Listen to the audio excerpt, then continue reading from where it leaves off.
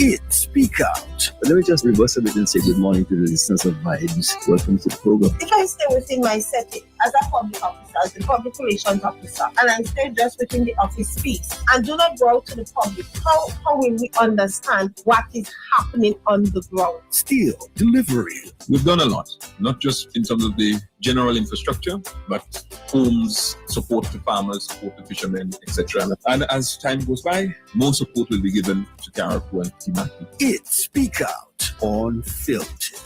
Built back, even better to last. Let us all strive to build a better country by putting aside our petty grievances and move forward with dignity, being proud of working hard and working together.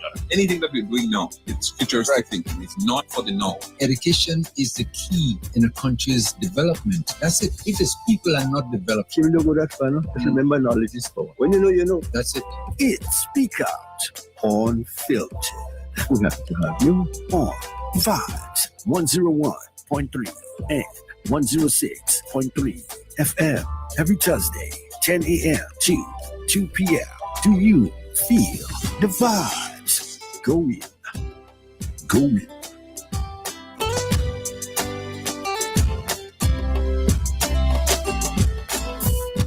The views expressed on this program are those of the host and guests and not the views of this radio station.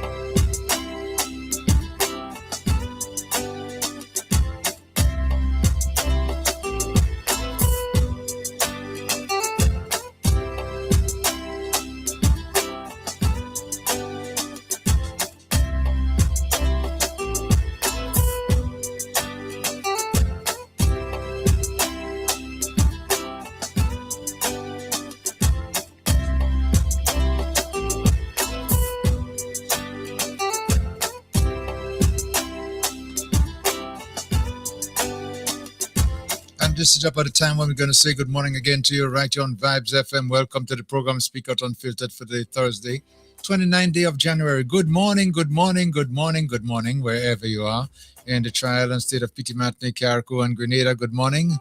And our listeners in St. Vincent and the Grenadines as well, we want to say hi and hello to you. On the internet, good morning. Those of you on Facebook as well, good morning. YouTube, good morning. Wherever you are in your comfort zone, good morning to you. It's Speak Out Unfiltered, and it's your program where it is a platform for you to exercise and for you to voice your opinions as well. And our telephone numbers to do so, 403-0101, 403-0101, and 458-1914, 458-1914. Those are the two numbers you're going to call if you want to interact with us, okay? So when we open up the lines, we're going to tell you to do so. In the meantime, let me move right over and say good morning to Coy, who's already in position. Coy, good morning, with a big smile on your face this morning, boy. You've got a lot on your mind this morning. Let's feel it. One of those things is, of course, I'm glad you said the big smile, because, it's good to be happy. You can't always be seeing things in a negative way, or in a sad way, whatever. And it's always good to smile, despite whatever the challenges are, and despite any other thing, smiling is important. And I want to say good morning to all the listeners, wherever you might be at this time. And again, we have gathered here. The occasion is to discuss the business of these beautiful islands, and of course, and to contribute in some way possible how we can make it better, improve it, and do the best we can. I mean, as I'm saying all of that, I'm seeing one of the sons of the soil coming in, and it seems though that he is ready for the challenge today. So I want to welcome him and to welcome everybody to this program, Speak Out Unfiltered. Well, let me welcome him as well to us. Solio, good morning to you. How are you doing? Good morning, my Redeemer, and how are you? Not too bad at all. Everything okay? Notice I'm using my time efficiently. I'm here when I need to be here. Okay. That's good. That's something we have to do to manage ourselves properly. Yeah. Time sometimes, if you don't need to be here, you don't be here. Thank you. But let me continue by saying good morning to listeners of Vibes FM, wherever you may be, and hope today we might be able to offer some information that is useful to you. Thank you. I like the word useful. Yes. Useful, because sometimes we get information that is not useful. So it's important to have useful information. Defamation. Interaction as well too, to make sure that we all stay on par on a level where we can understand and communicate with one another on a reasonable basis. Yes, correct. Okay. Well, let me move right on to some of the things that we're speaking about, but there's a lot of talk in there, and if I were to just quickly mention, it's exciting now that we're getting ready for our independence, our 52nd anniversary, and quite a number of things are dropping in place one by one. Okay. For the celebration. The committee has planned quite a number, of activities, and they've been executing efficiently. It's nice, huh? Kim, I'm glad that you started your opening salvo is about independence, because I really would at some stage would like to hear from listeners, what does independence mean for you? What is independence? Is it only about flags? Is it only about the national anthem? But so I'm just saying, I think we should use the opportunity as we go forward to hear from the audience how do they interpret and what do they see as independence? Is it political independence? Is it financial independence or economic? What it is?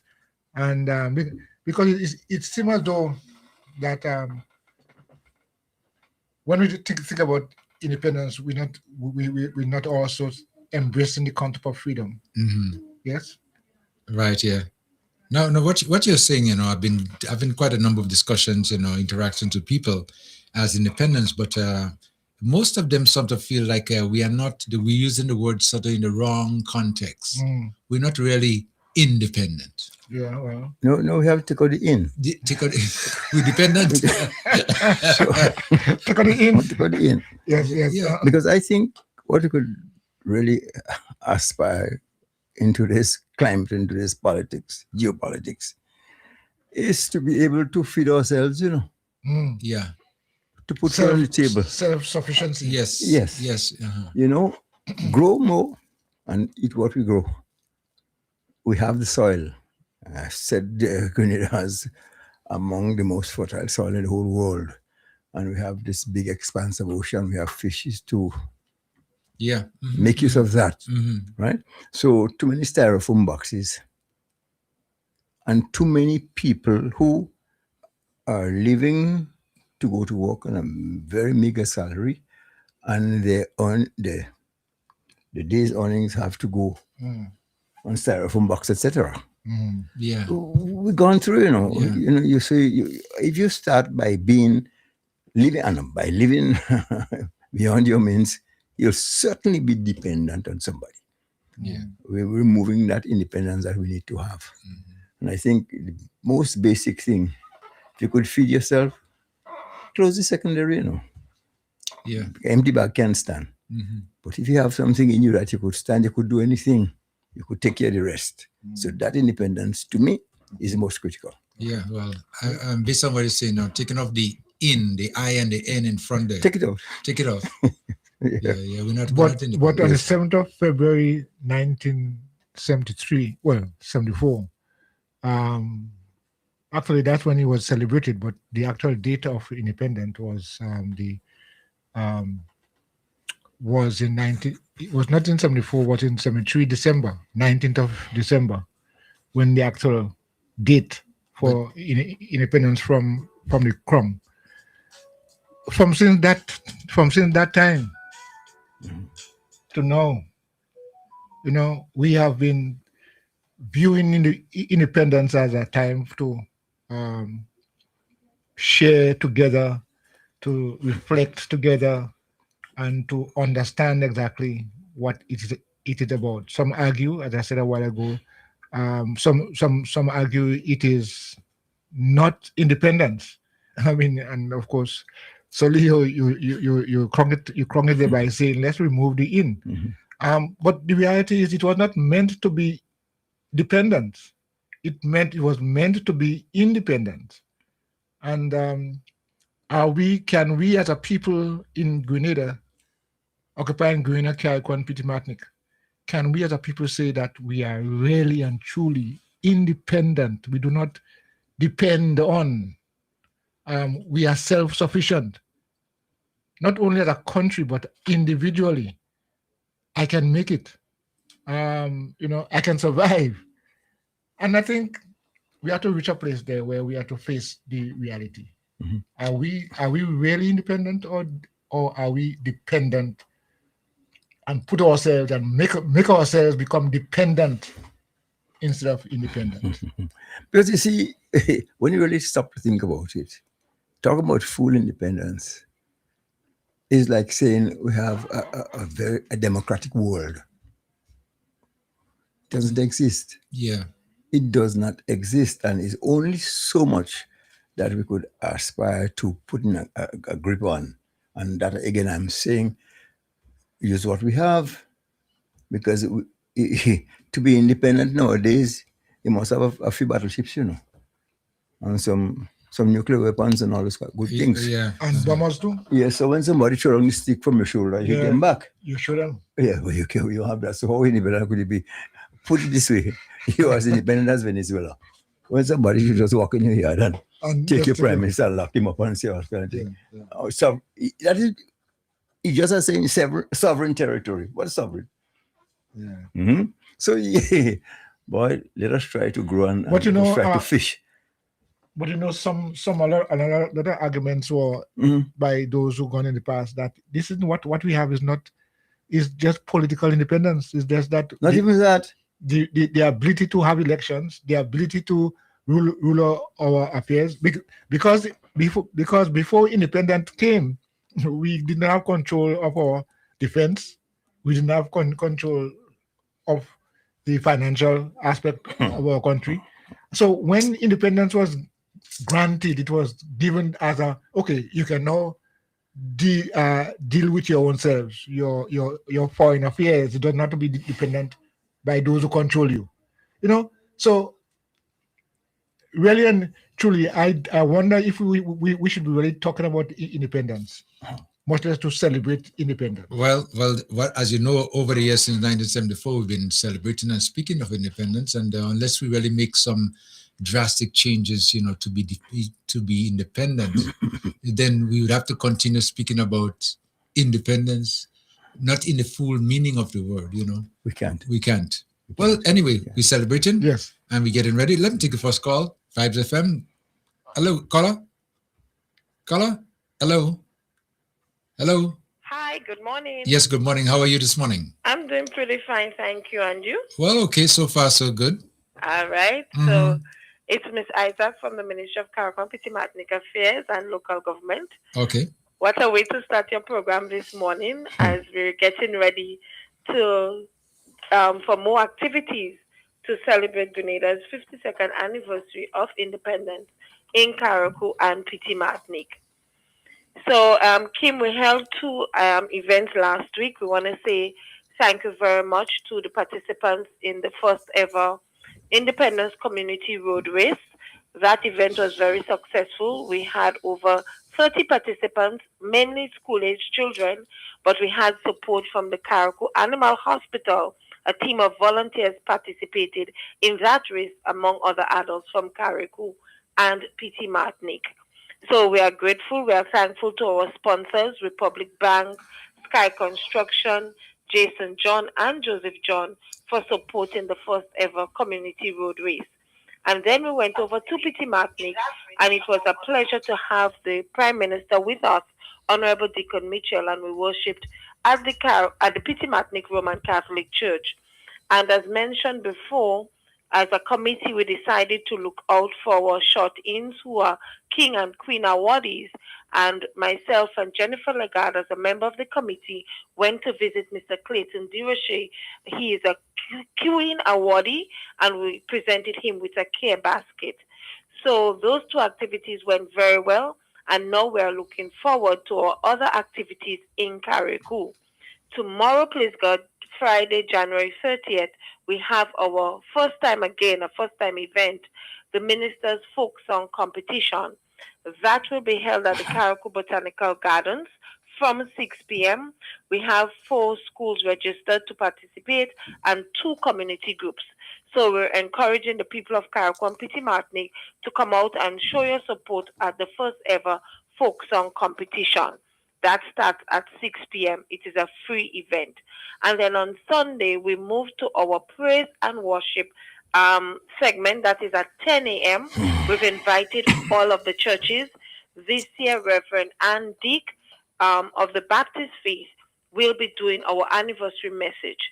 And it will be a reflection on our national journey and our future hope. And it is all part of our theme, which says, Grenada at 52, anchored in faith and guided by purpose. And then we have other pastors and members from the different faiths that will be doing the different prayers. We'll have the prayer petition for our leaders. So we'll be praying for divine wisdom and integrity. That will be done by the Glad Tidings Pentecostal Church. Then the petitions for our future, which focuses on praying for peace, safety, and the protection of our youth, will be done by Pastor Junior McNeil of the Evangelical Church. And then the last prayer will be done by Reverend Deacon Byam of the Anglican Church, and that will be the prayer for our families and national unity. So we're encouraging our persons throughout Carriacou and Petit Martinique to come to the Botanical Gardens for our church service. The announcement is out for the buses which are assigned to the different communities.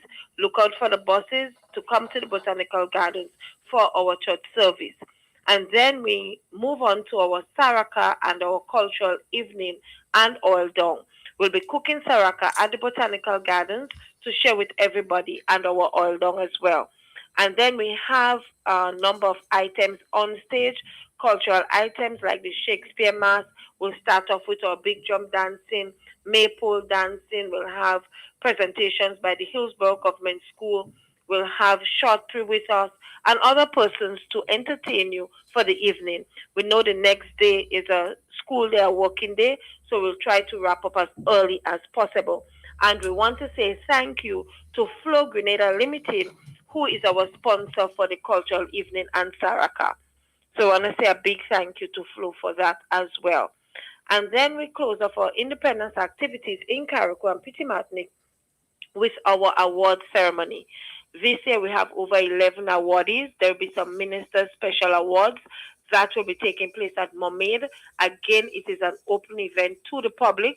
We will be having the saxophonist from the Royal Grenada Police Force Band to do some special pieces for us. And then we'll also close off the night with live entertainment by the A1 Band. And our award ceremony and cocktail is coming to us compliments the National Lotteries Authority, Paddy's Enterprises and Hardware, Nexa Credit Union, and the Grenada Development Bank. So again, we want to say thank you to all our sponsors who have come on board with us for this year's 52nd anniversary of independence in Carriacou and Pitimatnik. And Kim, I would like to say a big thank you. I must give credit to a team of drivers at the ministry.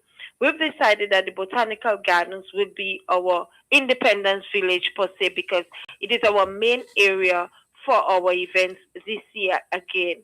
And I want to put out there to the public a big thank you to Officer Joshua Emmons, Cornell Julian, Cordell Julian, Lester Lewis, and Josh Phillip, and other members of the committee who really put out themselves to assist to get the gardens ready for this year's independence celebrations.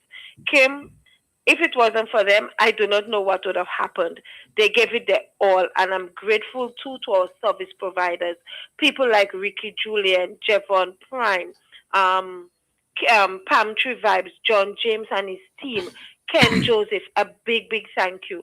Sometimes the requests are many, and it sometimes become overwhelming, and I want to say thank you because we would not be having the activities if it wasn't for these people. They really put out themselves. Yes, some of them are getting paid like our main service providers for the tents and stuff, but they go the extra mile. Sometimes I think about something and I call them and they're there to get it done. So I want to say a heartfelt thank you to our sponsors, our service providers. It is now for the people of Carriacou and Pitimatnik to come out to support our cultural evening, our church service, our award ceremony, and the first time ever, our folk song competition. So we have everything has been done. The stage is almost set up. The tents will be placed down today. We have our flowers and stuff coming over from Grenada. Even Esther Fleur, I want to say a big thank you to her, because she helped me a lot in getting the prizes for the pop-up quiz and putting the things, the little gift packs together for the children. So this is not just about me as the chairperson of the Carriacou and Pitimatnik Celebrations Committee, but every person, whether how big or small, they have contributed to ensure that our events are successful. Well, I'm glad that you get in the cooperation, as you just mentioned there, from everybody as we get ready for the celebration. So everything is falling into place in a nice way. Everything is falling in place. We just have, you people of Carriacou and Pitimatnik just have to attend, have a little monies in your pockets, because we've asked the Carnival Committee to do a bad event and also to have some food available on site so persons can purchase, except for Sunday. If you do not want to eat saraka, there will be something else available that you can purchase, and there will be drinks on sale as well by the Carnival Committee and some local vendors. But entrance to all the venues, all the celebrations, they are free, right? Yes, it is free. It is a means of us say, it's our independence celebrations. Can we charge our people? They're contributing to the taxes and the maintenance of the nation. So it is all in celebration of Grenada's 52nd anniversary.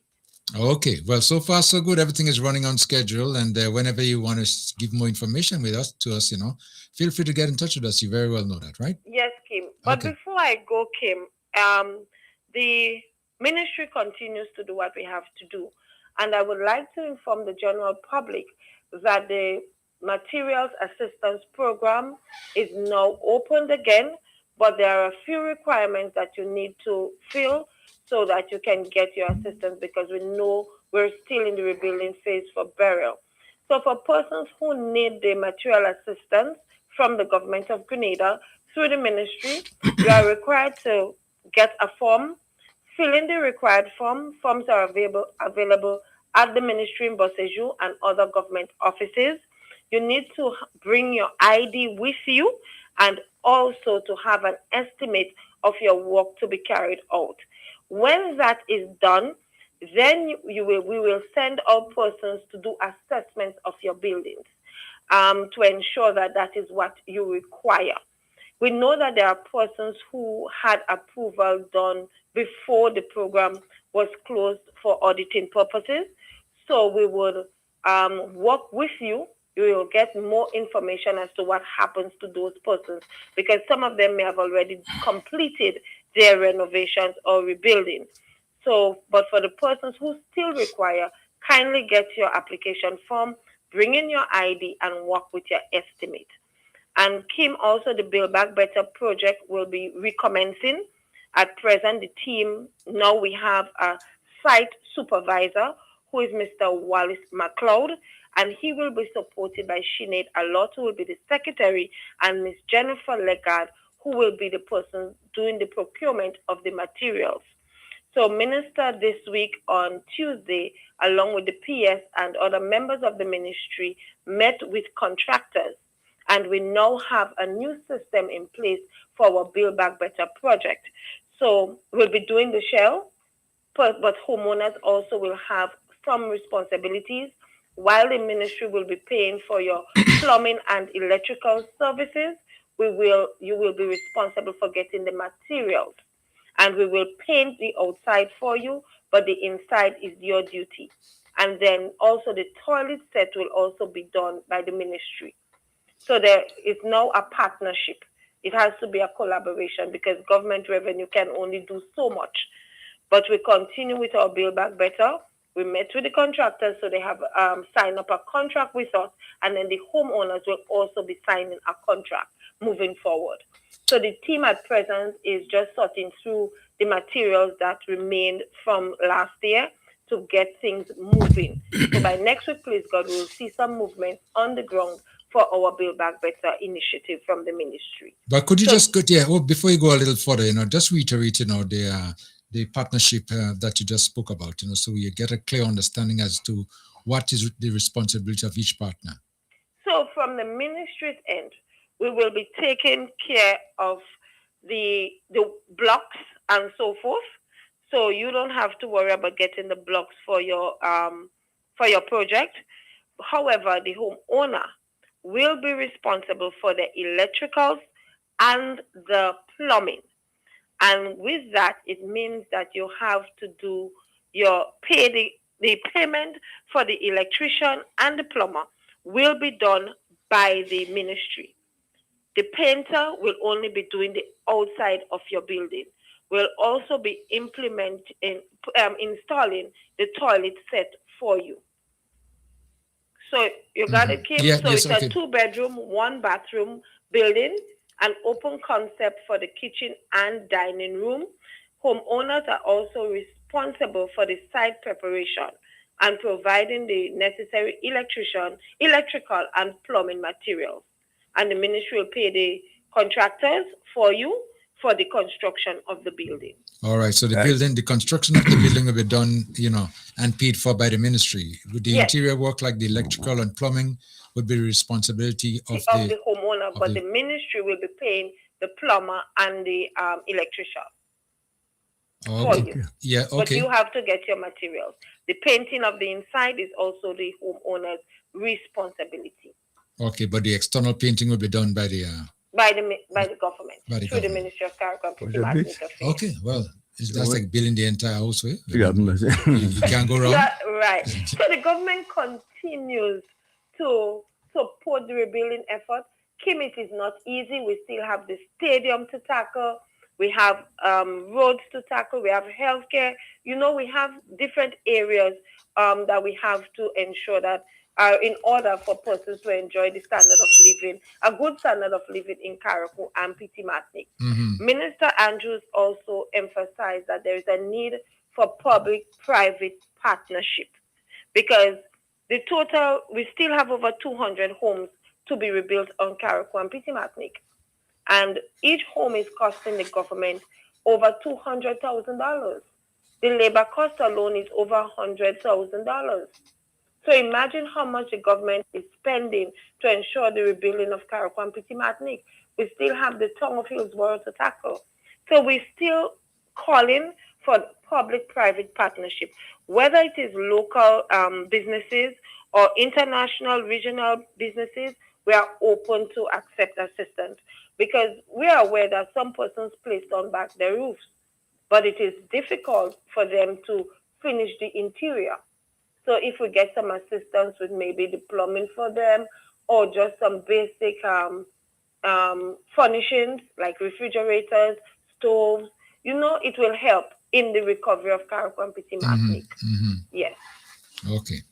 Well, I'm glad yes, go ahead. You were going to say something else? And before I go, Kim, we want to remind contractors, not building contractors per se, but all our service providers on Carriacou and Petit-Martinique, that government now has a new accounting system. And we know it has been difficult for some of them to go through the registration and even do the things online. So a team from the Ministry of Finance will be here on February 3rd to host a meeting at Mermaid. So that meeting is at 11 a.m. So if you're out there and you provide any form of services to the government of Grenada on the island of Carriacou and Petit-Martinique, please make yourself available to come to that meeting so you can better understand that the procedures that you have to go through to register your business and to be online with the government system so that you can receive your payment. Okay, well, I'm glad that you mentioned that because there's, people of concern right now as to what process is will be implemented. So, it is not a difficult process, but because it's all online, for some people it is difficult. And then you have to do, for persons who are not yet registered, do not have a registered business, you have to register with CAIPO. It is a simple form and it's only $25. The only thing is that you will need to have someone to pick up the form for you from the Osprey to get it to CAIPO. That sometimes is a challenge. So from the ministry, we've reached out to CAIPO to ask them if they can come to Carriacou for a few days to help persons with the business registration. So if that is being done, we'll inform the people again so that they can come to do their business registration. It's only $25. They get the registry, the business certificate. Then you have to take that together with your statement of particulars to the Inland Revenue Department. When you go there, they have to fill in a tax identification individual enterprise form for you so that you can get your TIN number, which is your tax identification number. And then you have to go back online and onto the government page and fill in the vendor's registration form. That is very simple. And when you do that, you get automatic registration onto the system. So when the finance officers go online, they can see you are now registered, you have your TIN number, and your monies will be paid to you. Okay, but for those businesses who already have their registration done, that's not a problem. Just go straight online. That's not a problem. Your payment will just start. Yes, as long as the bills come in, it gets approved, then finance will just do what they have to do. But for those who are not yet registered, please make yourself available for that important engagement with the Ministry of Finance team, which is coming from the Accountant General Office and the Inland Revenue Department. That's on Tuesday, the 3rd of February at Mermaid Beach Hotel, 11 a.m. Right, and that's free. And of course, we have a responsibility as public officers to ensure that the public is informed and they're okay with all the information that they have to get, because they're providing, the public also not only paying taxes, but they provide services to the government. So we have to ensure that the information that goes to them is correct and they understand it. So that's why the team is coming to Carriacou, so people will have a better understanding of what they have to do and why the system had to be changed. Okay, great. Well, I'm glad you went into extensive information, to make sure that we understand exactly what needs to be done. Yes, Kim, and thank you again for that opportunity. And once again, I ask the people of Carriacou and Petit Martinique to support us at all the independence events. We're at the Botanical Gardens tomorrow, please God, from 6 p.m. January 30th for our first Minister's Folk Song competition, supported and sponsored by the Grenada Cooperative Bank. And then we return for our praise and worship on Sunday morning at 10 a.m. It's an open event again, and we stay in the gardens. We can help roll the rice and cuckoo, and we enjoy ourselves, but in an orderly manner. Okay. We want to do this. We're celebrating Grenada's independence. It is about our patriotism. We're saying thank you to the Almighty for bringing us thus far. So we want to have an enjoyable evening at the Botanical Gardens. Okay. Well, thank you so much, Mr. Isaac, this morning for giving us the information, and we're looking forward to the celebration being a big success. Okay. Thank you so very much, Kim, and thank you for that. Okay. All right, then. Take care. Have a blessed day. Bye-bye. Bye now, yeah. Gentlemen, you realize we have a lot of things happening in Carriacou now, as you know, and it's important that we all get in tuned and, empower ourselves to be eligible in many instances to get what's coming to us. Because as you just mentioned there, we just think it's so important on the build back houses, And the process that's going to be taking place now, people should be aware of it and doing what they have to do to get what they have to get. It's just like that, huh? Right. Yep. Okay, so what we're going to do now, we're going to open up the telephone lines, 403-0101, 403-0101, and 458-1914, 458-1914. And if you want to call and make a contribution, feel free to do so. We're happy to take your calls. Okay, so on the burner now, what's the topic? What's in the air, gentlemen? What's the buzz? What's taking place? Because there's so much talk right now in the other side. I'm talking when I say the other side, I mean on the NNP side, as to what's happening, especially when that new caretaker was installed. Is last week? Last week it was installed? Yes, I think so. Yeah. And now there seem to be some things happening. Well, being said, yeah. I simply said they've installed the navigational lights for night landing. See, there is one in Manasha, there is one in Kubawi, there is one in Lakaozi, there is one in Shapokawa, and there is one in High North. So that would cover the approach for the crafts, night landing. I don't know when the night landing is going to actually start, but I can't wait. Could that be sooner? Well, as you just talk about that, let me just go on that for a little while there, because I spoke to the gentlemen, who were here, doing the installation. Doing the installation. The installation is complete, eh? It seems like it's complete, and it's just waiting to be inspected now. That's there's a process in everything. Eh? Yes, of course. Where to then I think HIPA has to come in, make sure whatever, and they have to get personnel in place who will be able to operate the system, whenever it has to be activated or whatever. Not only those things must be done, but for people who will be using the strip in the future, have to be made familiar with what. Right. You have to look for what's where and how all those good things have to be taken care of first, and do a few test runs and practice and make sure it's recorded. Yeah. Definitely. Yeah. And I think at the same time when it's going to be the lights, going to be lit, and I think we might have the renaming too of the airport at the same time. Yes, at the same time. Well, in addition to the renaming of the airport, I like to see the reinstallation of a bus for Mr. Blaze by the Information Center. You know what I'm talking about? Yeah. They're supposed to be around the statue of Mr. Blaze, but God is far removed from H.A. Blaze. Dalaman once mentioned his Punkulungs, but and now it's in bad condition. So I think we have to fund the reinstallation of something that looks more like about Blaze. Okay. I quite agree with that. Okay, let me try to take a call there. Vibes FM? Okay, call it just right. But I agree with what you're saying there, Sergio, because, we need to document properly our history and our heroes too. Yes, especially somebody as Robert Blaze. If anything, I want something that will really depict the man. Yeah. Oh, wow. So those who installed it there did not realize that it does not adequately represent Ichiblaze? Well, I have to say so, because actual fact, I think that thing, when you want to give credit to somebody that you have had it about, that's the result of it, and I think that's what happened in that instance. Yeah.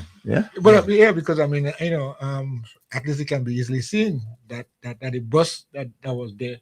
Yes, it has some similarities, but it does not adequately. No similarities. Don't use that word, please. Okay. Yes. Okay. It's not similar. It doesn't remember. It doesn't resemble in favor. Any terminology you want to put in favor, Mr. Blizzard, fine. So okay. Vibes FM, caller you on. Caller come in. Good morning, gentlemen. Yes, good morning, sir. I notice every year independence comes around. We hear the same comments, the same argument. We are not independent. And I don't know, civics used to be taught in school. So the people today should be aware of what they mean by independence, that we should not be debating the same thing every year.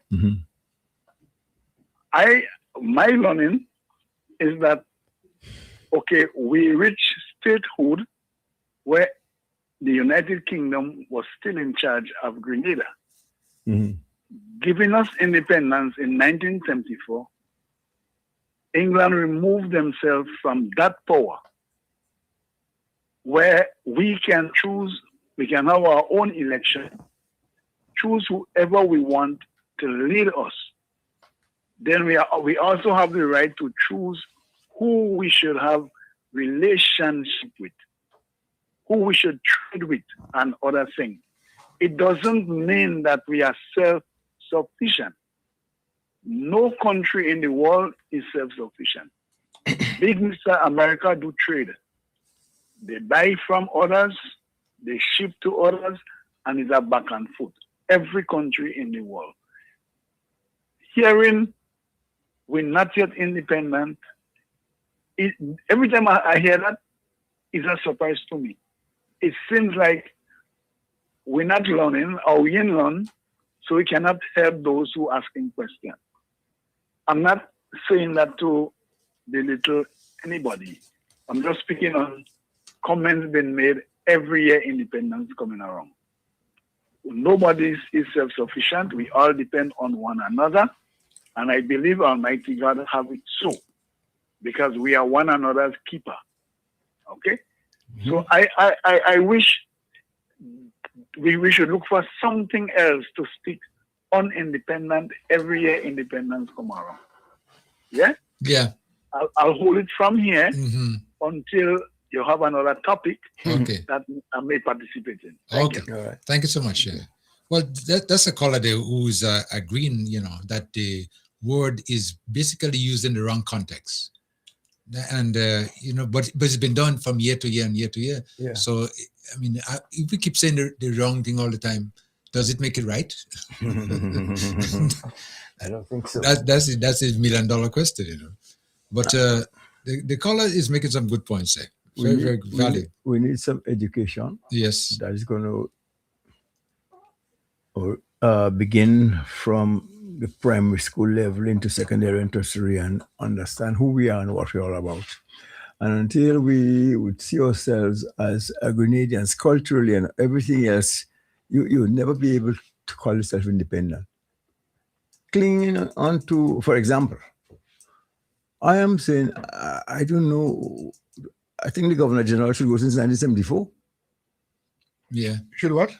Should go since 1974. Yeah. Should go. Yeah, it should be. Yeah. That Well, the only reason why we can have a Governor General is because of 74. Eh? The only reason why we could have a Governor General is because of 74. What? But you're saying we don't need a GG. That's what you understand? I understand what you're saying. You're saying the governor should have gone since 1974. Yes. So the point is, the only reason why we have a Governor General is because of 74. So in other words, so Go ahead, finish up. The the governor generally dependent on 74. So the governor general should not have gone before 74. No, what's the role of the governor general? What and, But the role is a different thing. the role? Yes. Yes. What is What this? the role? Uh-huh. I mean, well, there are so many things given. There are so many things said. The governor general represents something in the process. The Queen's representative, or the head of the monarchy in Yes, England. right. Representative. So that could not have happened if there wasn't 74. So why we did need? So why did we need that? Why? That's the question I'm asking. You know. Well, I mean, there are so many questions that we can ask. That's the process. It's not only us that will have to go through all that. The way in which independence are granted and are given and are attained. Yes. Granted and given. Vibes are fabulous. Granted and given. No, but what you're saying there makes But makes a lot of what sense. independence is what did we gain independence or we were given independence? I gain or give, I'm saying without independence. Well, and that is one of the reasons why I'm saying the Queen should have no representation in Grenada, head of state, and pledging allegiance to Her Majesty. And that's why when it was recently taken out, rightfully or wrongfully, I was in agreement with removing it. I want to pledge allegiance to my little island of Grenada, Carriacou, instead of Grenada, Carriacou, and Petit Martinique, not to Prince Charles or to Prince Williams or what look about. Vibes FM. Caller you on. Caller coming. Yes, go ahead, yes. I'm not getting your station 103. I'm down in Grenada and I ain't getting it. Oh, which signal you're not getting? 106? 103. What about 106.3? 106.3. Well, you have the wrong frequency. Put the radio on every station. No, hold on. Well, listen to what I'm saying. 106.3. We have two frequencies, okay? 106.3 and 101.3. You're saying 103. 101. Look, I listen to your station every week. Yes. And believe me. The one I listen to is the last station. That's 101. 101.3, right? And you also have 106.3. Yeah, 101.3. And I can't get home morning. No. I got it this morning. I got it this morning though. When you won the station, according to the laptop and stuff. But I just put it on that for a whole half an hour now. Try it. No, do you have a digital? Is digital or the other type? So you could see the numbers. Digital, what do you mean? Well, you could see the numbers 101.3, or you have to turn the dial and listen to when it clicks in. No. I ain't got. All I got is that one station. That's what I listen to. Yeah. 101, the last station on the radio station. Okay. Well, try 106.3. Move the dial down. Where in the mainland are you located? Where are you? All right. Let me try it again. Where are you? What area you are? St. George's. All right. So you're supposed to be getting 106.3. I'm looking at 106.3 right now, and it's blasting inside of St. George's. Because right now, I got it on that station right now. It's not your station; it's somebody else's station. No, tweak it a little bit. Right now, I'm getting boss 104. No. Tweak it. Well, of course, that means you're on 104. So try going to 101 now. Something wrong with them stations. No. Go to 106. If you're on 104, go to 106. All right. Go to 106. You're on 104. Call you back. Yes. Okay. All right. Okay. Well, sometimes some people don't understand 100%. Exactly how to But most radios come now they digital, so you could see the numbers.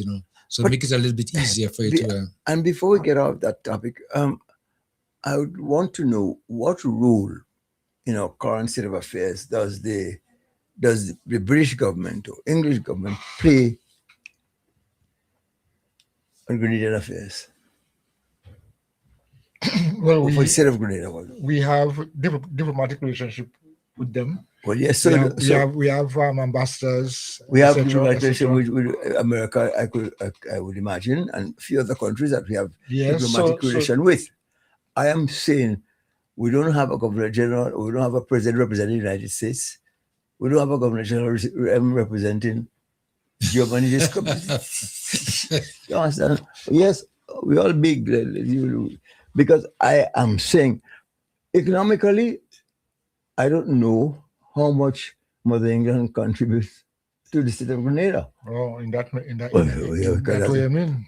Yeah, because why, something, you're paying probably salaries of all previous governor generals plus the current one. Yes. Because they represent the monarchy. So I'm saying, what is the intake? What's the people what get for doing that? Yes. 5 FM caller. Caller, come in. Yes, good morning, Mr. Mills. Hi, good morning. Good morning. How are you? Okay, and how are you? Pretty all right by the grace of God. Mr. Great. Coy, Mr. Joseph. Good morning, sir. Good morning. Good morning. Good morning. Greetings. I'd like to chime in with your permission on this issue related to quote-unquote independence of our little country. Do I have your indulgence? Yes, go right ahead, yes. Thank you very much. Let us be very clear on the meaning of the word independence when we use it related to a country. It does not mean and can never mean under any circumstances independence related to or directly concerned with the self-sustainability or the self-sufficiency of a country. I fully agree with the person who commented a while ago that no country in the world is really and truly independent there. In other words, regardless of which you are, there are certain things they do not have, and you have to buy, and you have to depend on other suppliers for. But when it relates to political independence as a horse of a different color, it's rather strange. I must indeed say that even some of our politicians don't know that. I remember challenging a woman called Emlyn Peart, who's today the head of another and one of the prominent political parties in this here country, and she didn't even know that. But when she said to me, oh, no, there's no country in the world. I say, come on, woman, you ought to know better than that. But Mr. Mills and Grenadians listening, it is that because of the people who were at the leadership role in the early stages of the quote-unquote, that's 52 years ago, were mainly concerned about their personal aggrandizement and not very much of the true political independence of the country. Political independence of a country means emancipation in its totality. When you look at the verb emancipate, it means being relieved of any control of any other foreign country. Political control, semi or total. We were given an opportunity to become a politically independent and sovereign nation state in 1974, 73 into 74. We refused it. It was the leadership then, the premier, who had the opportunity of laws established by the British monarchs then, known as the West Indies Act. We had two options. One, section 10, subsection 1, stated crystally clearly, join with another territory, their word, not mine, with a 2/3 majority in your parliament and a 2/3 majority in a referendum. Here he campaigned on the issue in 72. He won. I think it was 12-3 or something there. But he didn't dare go for the referendum. Had he done that, we certainly would have had political independence as the Jamaica have, although, they choose to still suck up at certain instances to the monarch. They still have the Privy Council and otherwise. But Trinidad and Tobago didn't accept it. Barbados, they had independence because the British government had no control, absolutely. In other words, they did not remain after the so-called declared independence of Guyana to be living in what is known as a constitutional monarchy. Gary was duped. So he went for the second option because he did not dare go for the referendum. Remember, from 1970 to 1974 were hot years, extremely hot years. He didn't do that. I tried to round it off now as soon as possible. So he opted for subsection 2, which gave Her Majesty the unilateral authority. Their word, not mine. Look at it there. Look for the West Indies Act and you will see.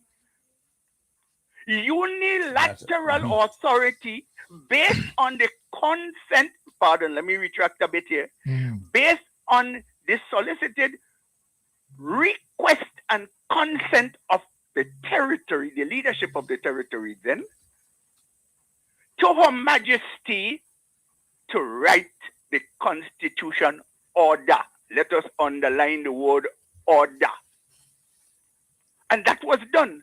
They were summoned to Marlborough House in May of 1973. They went. They didn't go there because Gary mobilized them to go. No. They summoned them. They discussed what they had in plans and what the law ordered them to do. They accepted and they came back and they went in the parliament October 12th and 15th of 1973 respectively, and they consented, they requested and consented of Her Majesty. It was transmitted to Her Majesty, and on the 19th of December 1973 in Buckingham Palace, she signed the Constitution order to go into effect on the 7th of February 1974. He opted for it. He opted for it.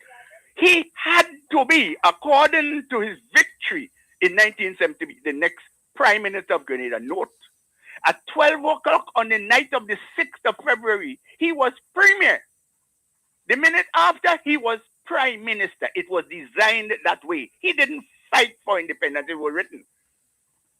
After 1960 and the United Nations Declaration on Decolonization, the British government moved because they had the Africans on their back. They moved to relieve themselves of the territories, but with conditions. Since February of 1974, we've been living as a constitutional monarch. This is why in our constitution order, and I want to stress on that word order because in our parliament, we never discussed any resolution to approve in the Parliament of Grenada our political independence or separation. It was designed that way. Gary opted for the easy one out, and we remain tied to the British Crown up to today. Despite of what people say, is what is written there. We say we're independent and we celebrate in 52 years and we spend 22.5 million of our money, the people's money, flying drones and celebrating independence, but we still tied to the British Crown. Read the Constitution order we see in Section 23, which says there shall be a Parliament of Grenada which shall consist of the House of Representatives, the Senate, and His Majesty. Today, His Majesty was then Her Majesty. In other words, the monarch. The monarch is head of the Parliament. The monarch, according to Section 57 of our Constitution order, is not a Constitution act because he was never. The king is the head of the executive today. So let us stop duping ourselves. And despite of what the hyper-academic pseudo-intellectuals tell us, and the political and constitutional gurus, we've been living in a bubble with lies perpetrated to the people and manipulation so they can hang on to the theater to continue to abuse the people. We're living in a dream. And they refuse to do it. It is simple to do. Ask the people, do you wish to continue to live under an imperial order in council of the monarch's most excellent majesty or not? Ask them, do you wish to write your constitution? Did we write this constitution? No, sir. Did the people of this country? No, sir. It was done up there and we were instructed on what to do. And we did it. When I say we are talking about the leadership then, and that's what it turned out. We're living in a farce, a hoax of a political. This country has never been, but we have the option to. And in the said constitution, the principle or theory of referendum is there. If we want to get out of this commerce, quote-unquote, local word, dialectically speaking, all we had to do is ask the people, do you want to continue or write your own constitution through a constituent assembly? That's the only way we can get out. Otherwise, we'll be fooling ourselves and mamagain and wasting money. And those who hang on to the theater in the political office, some of them lawyers, know better than that, Mr. Smith, Mr. Mills, sir. They know, but they think I created a nice thing for them, so they don't want to change it. Let us stop bluffing ourselves and call upon the leaders of this country to put the question related to our true political. As a matter of fact, let me end by saying this. In 2002, Daniel Williams was the Governor General of this country, and he commissioned a team headed by Nicholas Liverpool et al. To review the Constitution. In a document written there in 2002, which these people, McIntosh was one from Petit Carrick, who I think he was. Bristol, Carol Bristol. Some of these people have passed away. May the Lord bless their souls. Basil Harford and Father Gerard Paul. He's the only he was reverend then. Today he's pastor or preacher or father. He knows about it.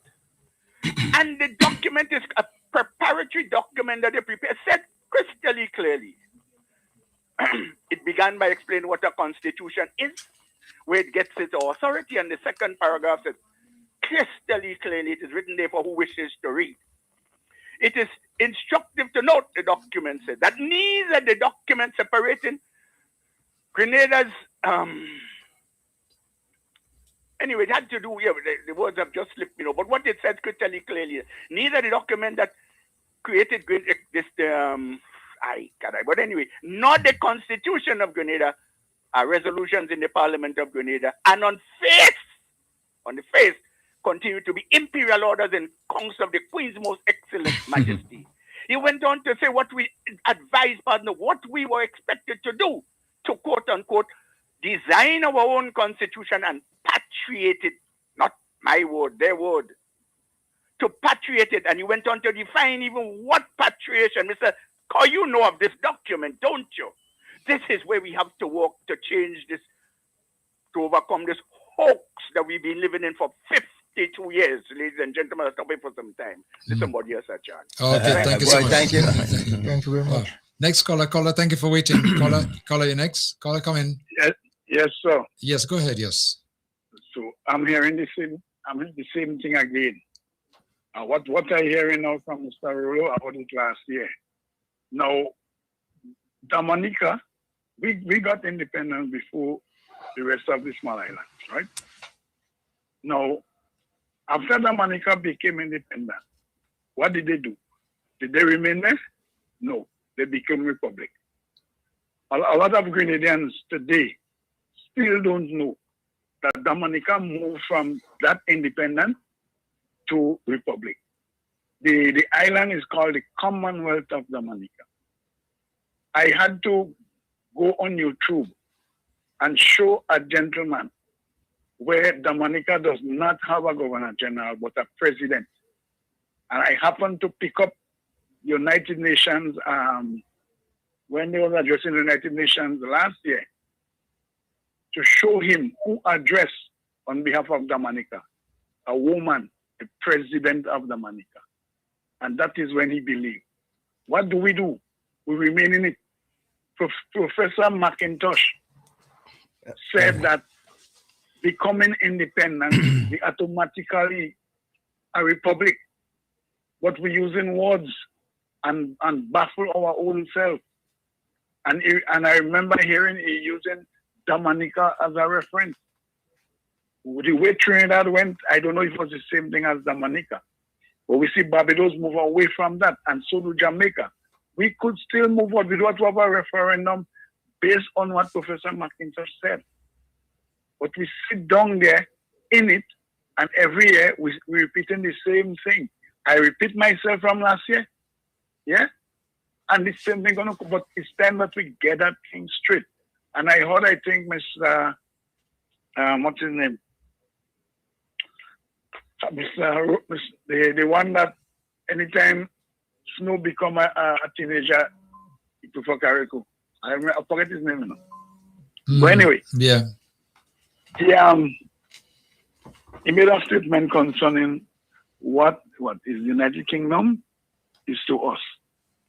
As far as I know, since independence, the United Kingdom still responsible for our national security. Okay? Yeah. It's still responsible for it. That even when the United States invaded Grenada, Thatcher was able to tell Ronald Reagan that. And she didn't, and she said that you did not consult us. I mean, consulting doesn't mean things would have been different. But seeing that they are in charge, then let them know. Okay? So what I want us to do, get back to the civics and let's end the same thing over and over and see how we could go forward. Get out of that. Barbados recently did it. Huh? So why we can't do it? What is holding us back that we cannot make that decision? Thank you very much. Okay, thank you so much, Jay. Food for thought. I say food for thought. A lot of opinions been shared out there, and it's something that needs to be debated on a national level. I would say, in order for us to start, to come to that point where we all could agree on one thing. Vibes FM, caller you next. Caller, good morning. Yeah, from the office of the most honorable Claude Joseph. Yeah, hold 1 second, because you said that you're calling from the office of the most honorable, and I think you mentioned. Yes, okay, no, hold on a minute. In order for me to accept you representing or calling on our behalf, I need to get the official okay from her or him in order to make it continue. Otherwise, then I'm scared that sometimes information might be coming from you that is not allowed by who you say you're representing. Okay? Hold on. Just let me tell you that. No. Asked me to advertise. Oh no. Hold on a minute. You're not listening to what I'm saying. In order for me for you to speak on the behalf of anyone, okay, I need to get authorization from them. You understand? It's just do you understand that? No, hold on. Can I No, you are not allowed to advertise or do anything on anyone's behalf. If it's your behalf, it's different. But if it's their behalf, I need to get. Andy just asked me to. But you're not listening to what I'm saying. Are you listening to me? I'm saying in order for you to proceed, I need to get authorization from whoever you're representing. Okay? Because so you want me to ask or I will call them, or they get in touch with me for you to act on their behalf. So this way, whatever comes from you would their response be liable for it. Okay? Mm-hmm. Yes. So what you could do, call both of them and ask them if I'm authorized to discuss information on their behalf because they're having different activities. Okay, right. Thank you. Call them, all right? Thank you. Make legit. Okay, right. Okay. Right. Seems like I'm in some battles this morning. No, but it's important, as a matter of fact, when anyone is calling on anyone's behalf, well, I have to be sure now that they have the authority to do so. Otherwise, whatever they might be saying sometimes may not be coming from the person, and it could have some consequences. So trying to avoid that. But if, in the case like she said, Claudette and Andy give her permission to do whatever, I have to get that authorization from them. From Claudette and Andy. From Andy. So this way, anything happen, they can't blame me. All right? Okay. 4430101, 4430101, and 458-1914. 458-1914. If you want to call and join the conversation, feel free to do so. The lines are open for your participation. Okay. Earlier on, I was speaking about what took place last week. And I've been having several conversations, with people who have been listening, observing, and making comments as well too.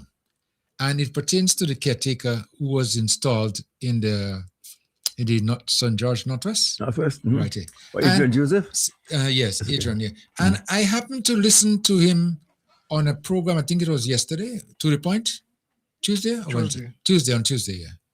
And there was a sort of a buzz in the air that he was someone who was well articulate, if I were to use that word correctly, or he was of substance. He had a lot with him, and and the possibility of him, maybe at some point in time being the leader, or maybe of this country as well, too, was there.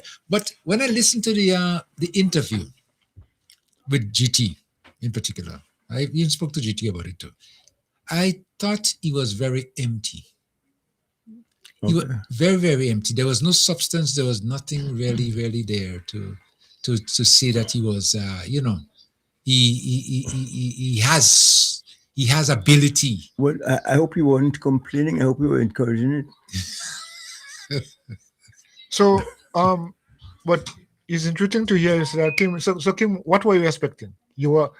What were your expectations? Were you expecting him to come with a flurry, with substance, as you say he didn't have? Did you expect him to what? Yeah, because when I looked at the handing over, if I were to use the word correctly, as caretaker, and the way the celebration was going on there, I thought that it was some. You were getting an uplift. Yes. I thought so. I really thought so. Yeah, thought so? I really thought so. I'll be honest with you. Okay. But after listening to his interview, I think that the celebration was not really for him being installed, but for the man who was exiting. Mm. There was, hey, finally you decided to go, oh, this kind of thing. Well, I mean, I didn't see it as something that suggests someone new was coming in. I think the whole idea was, as they kept referring to, over 40 years. It was a case where someone who was there for all this time is now exiting the scene. So my emphasis was not on who was coming in.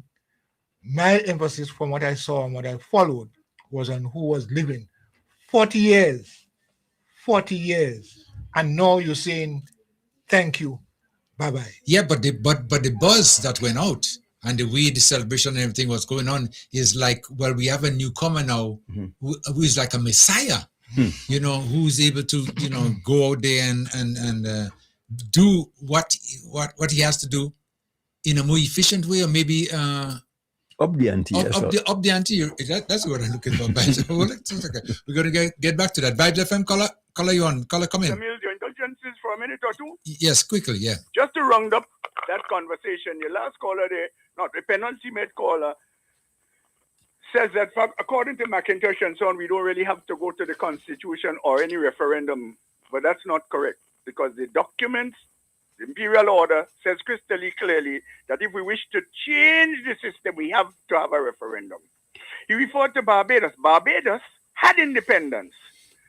Barbados had its independence because Barbados had a document presented to them which said crystal clearly that prior to accepting, as a matter of fact, to recall, it says all amendments, that's the end of the Barbados Constitution order. Another order. It said all amendments made to this Constitution shall be presented to the Parliament of Barbados for approbation, the exact word, but then to approve it. Approval. So they had independence, and they had a Constitution Act, which they still continue to have.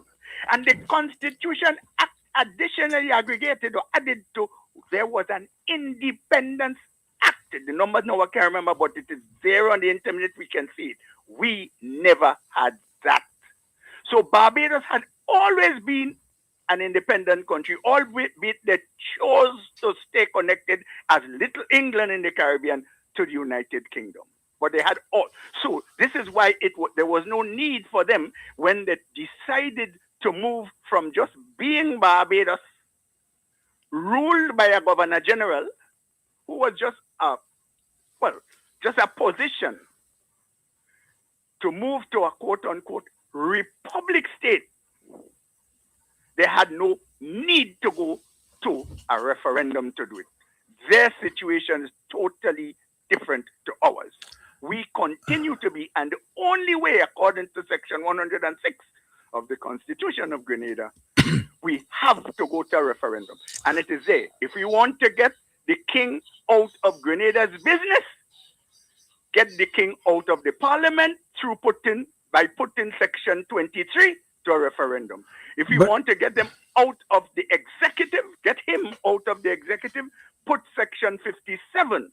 But I suggest that we put the entire imperial order to a referendum. Do you wish to continue to live under an imperial order or under your own constitution designed and made by the people of themselves with contributions from all to a constituent assembly, which is the modern day manner most approved globally to create total independence? In other words, we don't want independence that they granted us. We want to attain our independence. We don't want them to give us out a grant. We want to attain it. And the only way we can do that is referendum. So the key, my brother, is referendum. Brother Rolo, thank you very much. Brother Rolo, before you go. Please, sir. I often wonder, though, the Constitution is said that we have was given to us. Yes. Well, that being the case, I wouldn't want to defend it, Pardon? That been the case. It's not it's not of our doing, it's not of our making. Clearly it is not, sir. It is an imperial order. Yes. Note the word order of the Queen's most excellent majesty. So what is an order? Yes, that is why I'm hesitant to defend it. Well, sir, but the thing is, we cannot just do things as we want. We have to do it legally, correctly, so that it can have solid legal basis, whatever is constituted after. That is why we have to go to referendum so that all the activities around establishing a truly political, independent, and sovereign nation state of Grenada is done legitimately. In other words, not de facto, but de jure, if you get the message.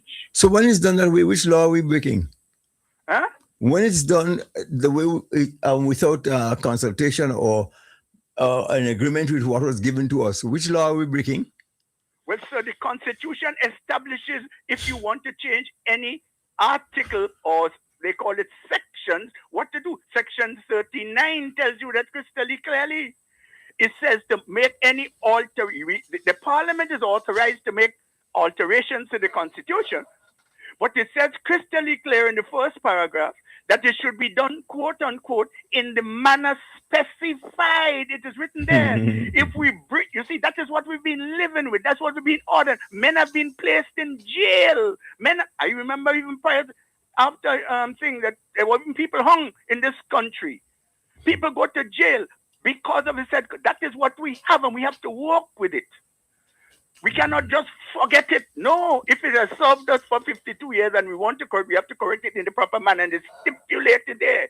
That's why I get mad when they changed. Recently, they established 2 laws and so on, modifying Section 111 of the Constitution by separating a schedule, which is an integral part. This was another hoax they left on us because they are the bright boys, but they lying to the people. So, Mr. Joseph, we want to do it correctly, de jure, and not de facto. You don't want to bring about a coup. We don't want more of that. That will create more turmoil for us. Let us work with what we have and what it provides for us. It says that if you want to alter it, you have to go in the manner specified by the said document. And the manner specified one more time is?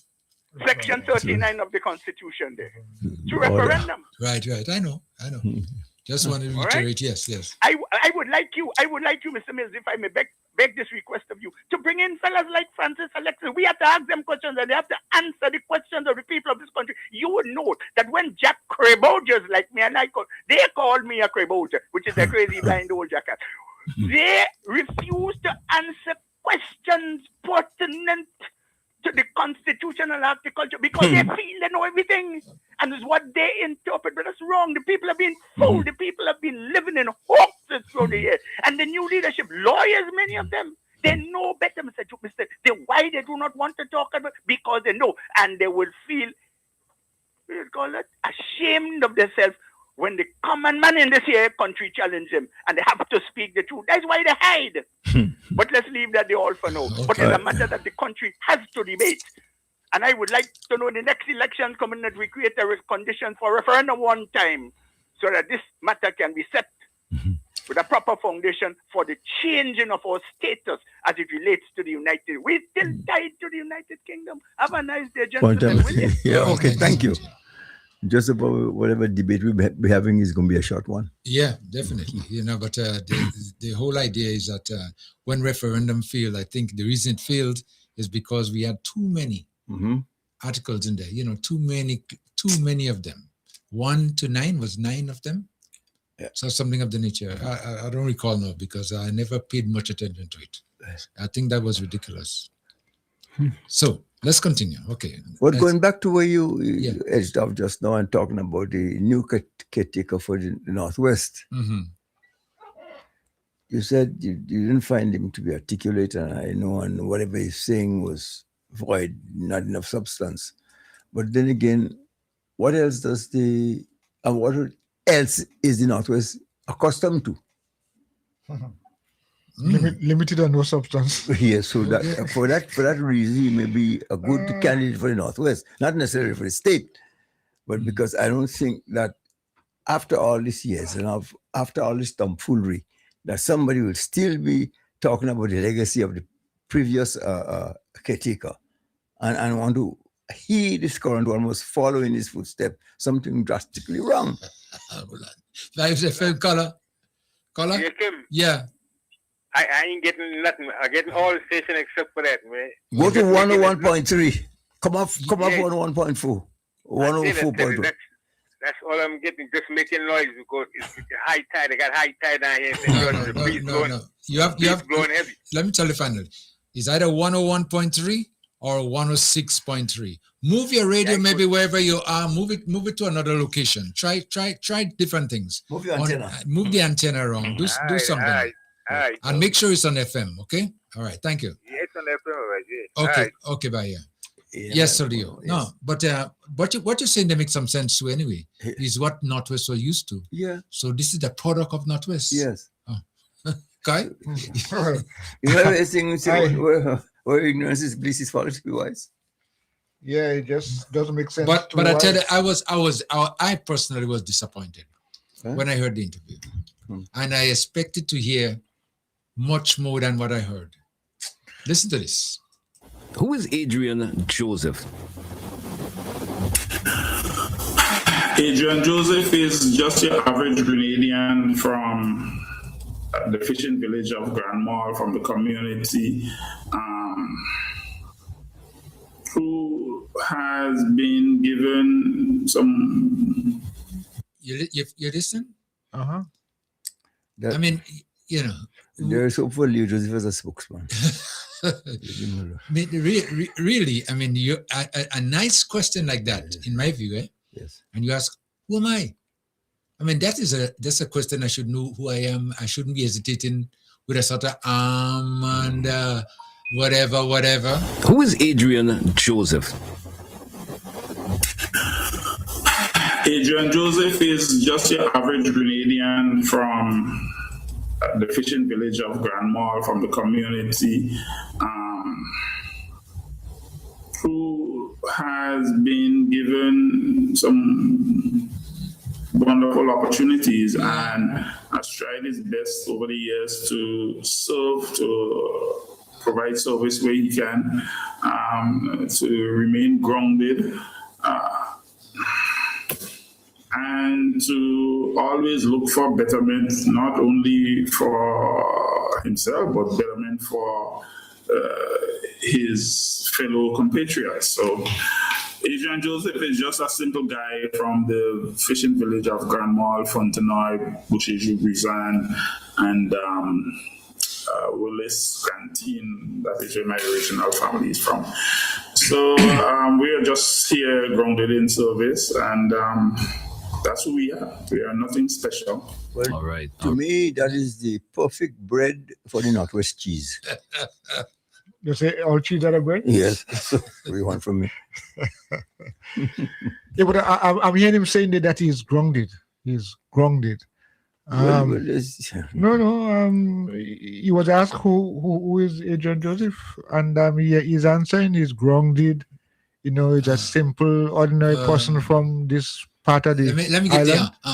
You know what I'd like to have. I'd like to follow up on that and say, on what are your plans for the state moving forward? What you have to offer?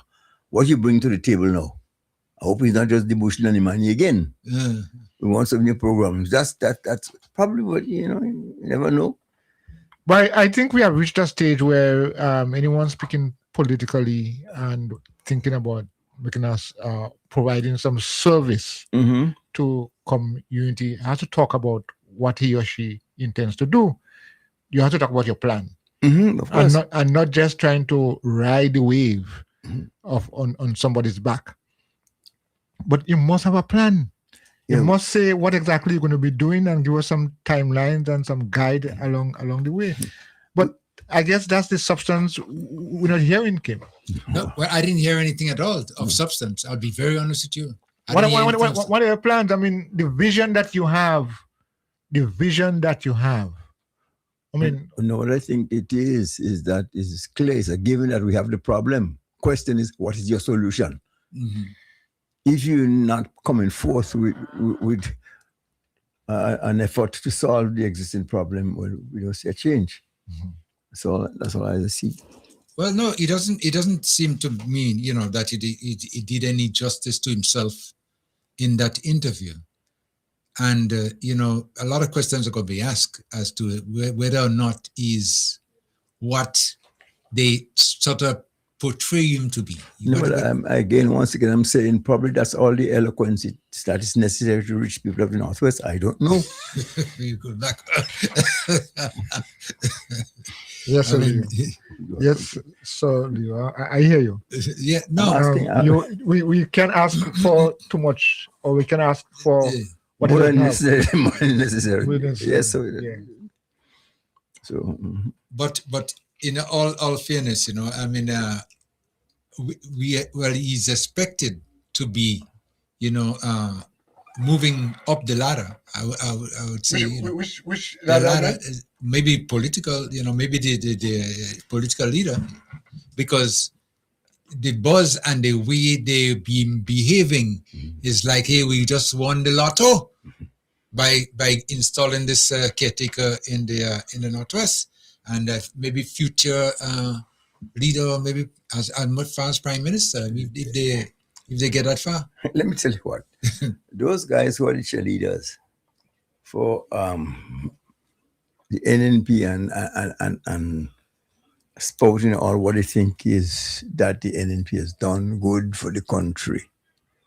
There's a young man from our neck of the woods, always there chiming and criticizing everybody. I refuse to call his name because that's the only way he's going to get prominence. Mm-hmm. Because when I'd done the research on this guy, I was told that his resume reads as such. Whenever there was a competition for coming last, he come in first. First and last. Competition for last. Yes, I come in first. Come in first. So how should I take this guy seriously? Yeah, but I mean, really, what you're saying there, and I don't know if you've been following, is that we have a new clerk of parliament now, acting clerk of parliament. Because he ran. Because he seemed to feel, How long does it take to appoint someone acting? I mean, and it's simple. I'm clueless. The Public Service Commission that governs employment, etc., and things of that. Simple. Mm-hmm. I mean, I was probably making a point earlier on. I was talking with Kim, and I remember that just an ordinary citizen, public servant rather, cannot appear on a public platform, publicly representing a party. I mean, that's at that level, because we know, and we have heard all the public servants saying, listen, I can't come go on your platform. Well, you think he doesn't know that? Huh? You think he doesn't know that? Or he's testing the system? I think he's trying. I think they're trying to test the system and to see if somebody will. I'm going to come back to you. Stick a pin. Vibes FM caller. Yes, good morning to every one of the panelists. Yes, good morning. When I look at what's going on in our country, I saw a lot of stupidness. For example, the leader, the doc introduced to his constituency. He was not sure about himself. He was acting on behalf of someone. He can't even answer simple questions, and he's an educated man.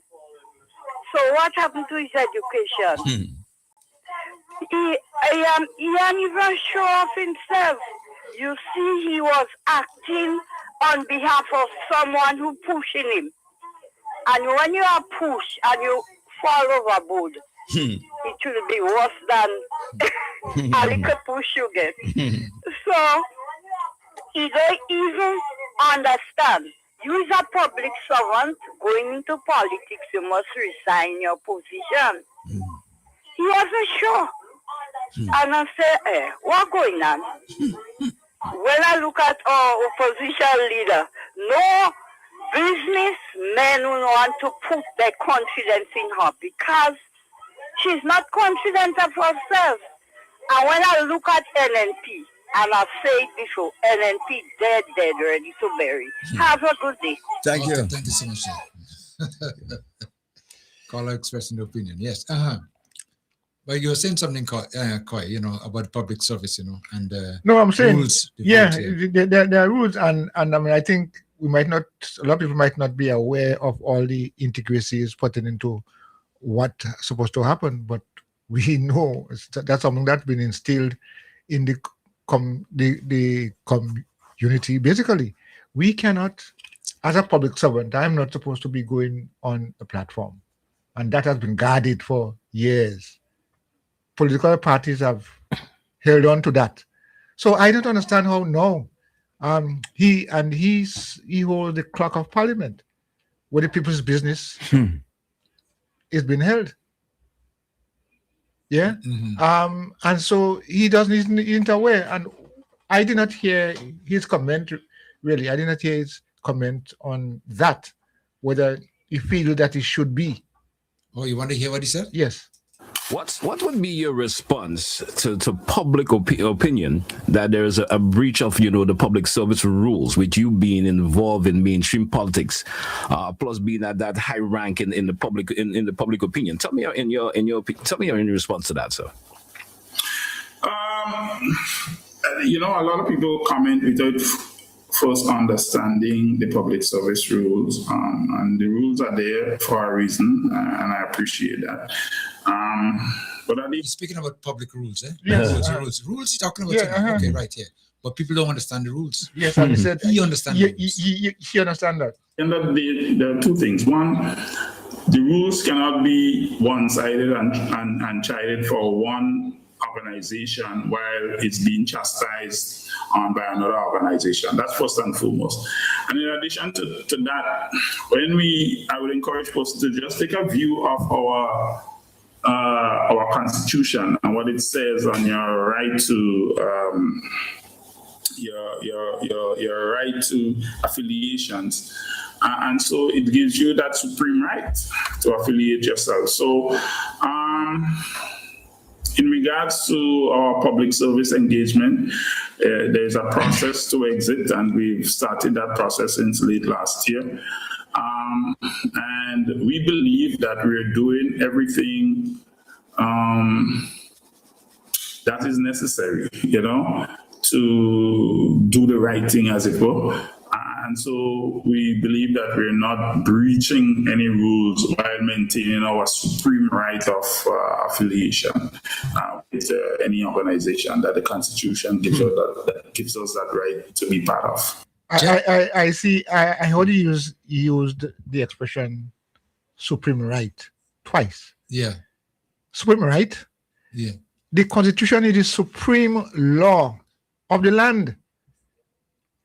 I repeat, Section Article 111, 112, around there. The Constitution is the supreme law of the land. So, what exactly it is saying that about his supreme right? Well, he talked about rules in the beginning, right? Okay. And now he ended up with supreme right and whatever. I believe he's been misled. I'm going to get back to him. Let me take a call. Vibes FM caller, come in. Caller? Yes, sir. Yes. Sir. I'm about to exit home, but I'm tempted to respond to the gentleman's entry into the politics. So if I representing the NDC in the south of the island and I ready to exit politics, I can choose my replacement, right? I don't know. I think people should. I'm not sure. I'm not sure you could do that. If you are the leader, or maybe there's a process of replacing you. You see, as far as I know, there should be a process. Right. Yes. Now the party leader have no say in Mr. Joseph. Dr. Mitchell choose and appoint the man himself. Yeah. He's no longer political leader. Okay? But you see, he controls the party. The opposition leader become not opposition leader, but the party leader become just a figurehead. She does not have authority to make decisions. If you, in the Northwest, if you're the political leader, okay, you may have somebody better than Dr. Mitchell's choice. But you doesn't allow him to do that. Right. He is the Tarzan, the big bad and big. He control the jungle. Yeah. Yep. Yeah? No, this is embarrassing. If I or an MPO, I would have tendered my resignation. You is not the political leader. Leave it up to the constituency group to do that, or the political leader. Not you. You go in. You have nothing to do. If you want to be, I know you is the chairman of the party. I don't know if you took it or if they vote you in as the chairman of the party. But you're not a leader. The leader is above the chairman. So how come he reserved that right to appoint who he wants to replace him? What kind of party is that dictatorship continue even when he's exiting? Well, Colin, hold on for a second. Do you know you're dealing with a one-man ment? You forget that? Yes, well, thank you for bringing that up. He confirming that. That is a one-man ment. Yeah, because the transfer, the hiring of the new employee, as it was, should be the job of the employers and not you. You're not the employer. The people must select or ask who they want to replace you, not you passing it on. Well, you pass the baton. Pass the baton. You don't even really. You don't even really. You're not really, man. Something is wrong. But Carla, this is just the beginning of another implosion, This is just the beginning of another implosion. Watch. One day, the so-called political leader realize and start getting the feedback from out there, what's really taking place. We're going to have another implosion. Hold on. Matter of time. She doesn't have any authority. Dr. Mitchell still have the authority in the party. So now, that is why he can replace himself. Right, okay. Yeah, but then when he decides to replace her, what's going to happen?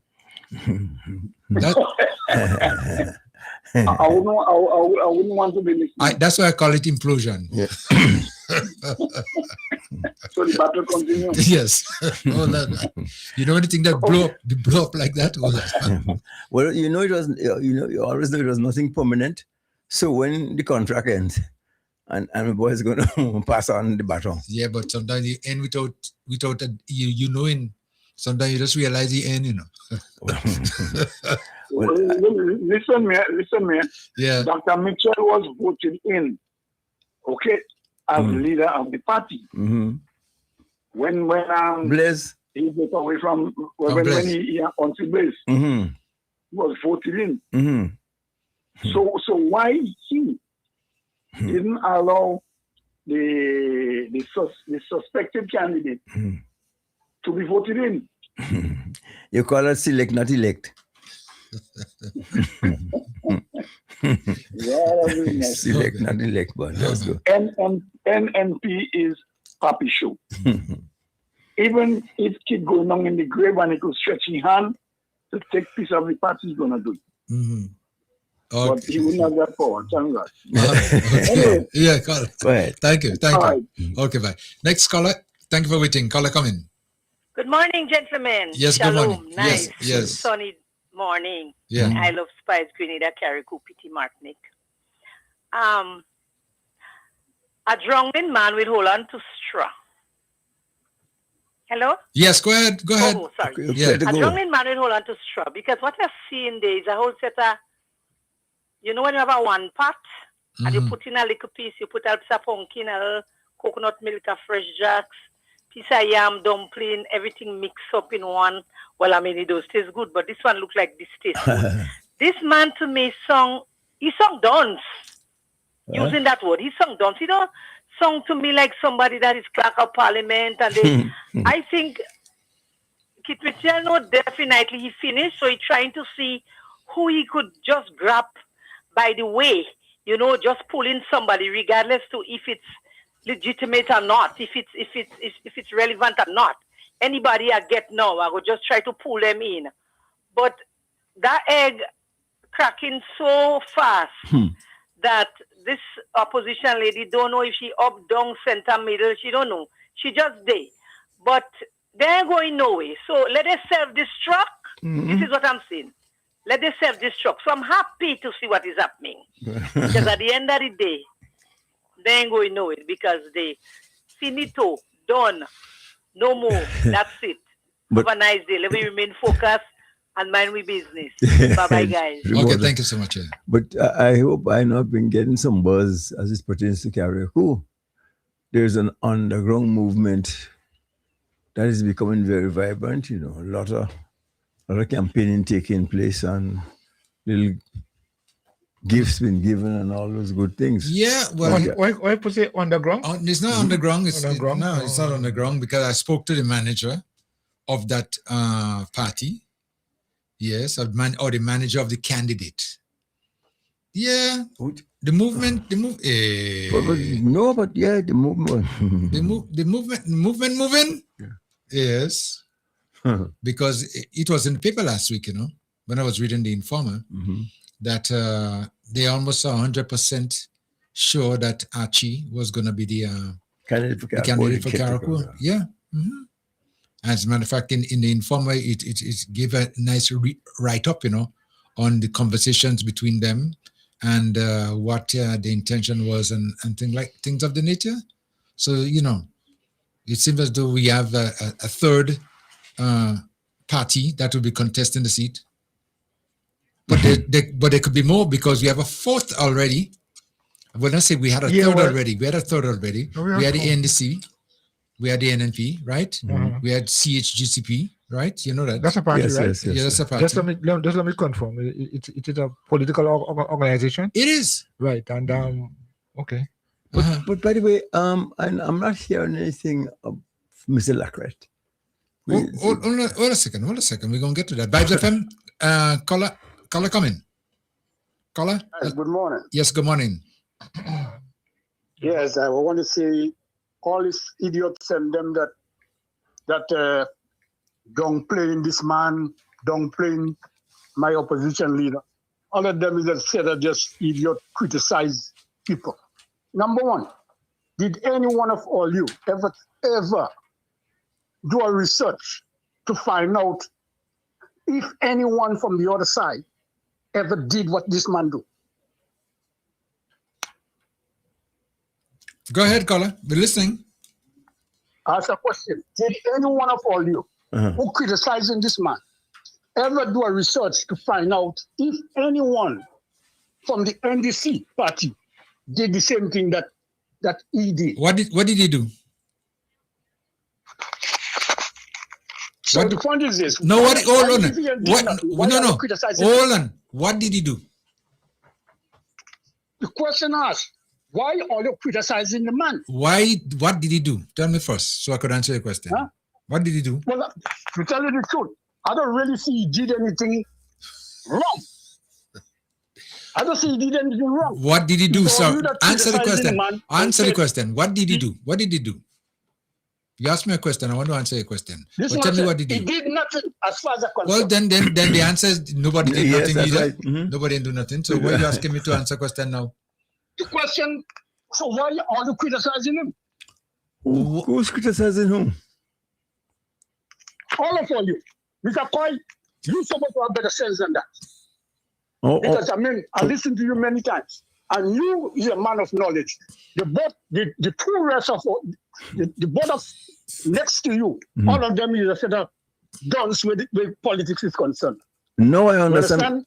No, I understand why you so. No, Mr. Leo. No. You see, when you was a young man, you never come into politics. Now you're reaching almost a century, and then you want to be a politician. Thank you. Thank you. All you do is just criticizing.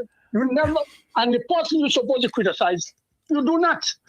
No, I understand You why do you not. why you're so politically lame because the reason why you wouldn't criticize him because you benefited. One of all you benefited from him. Wow. So that's the reason why you also criticize him. Because when they asked him question about the deportees, what did he say? What did he say? I don't know. You tell me. He said them is not deportees. Them is not deportees. Caller? He can't even open his mouth and speak. You know, like somebody sit on the lip. You see, let me tell you something. Yeah, no, but I don't know why I'm criticizing this man. Caller, hold on. So you realize the camp, birds of a feather flock together, right? Yes. So, you expect this kind of talk coming from a supporter. I don't care what you said. You was a very negative old man. With a very, I don't know what part of the world you came from. I came from Caracou. I came from I'm telling you. I came from the same island you came from. No, sir. Yeah. You see, let me tell you something. I thought you was a good man. I thought you was a good teacher, but you was not. Thank you. You see, no? I taught you, right? You was not. So, in other words, if I was not a good teacher, my student can be a good student either? No. So, and you're my student, So you see, afterwards I leave school, I really realized that you wasn't a good teacher.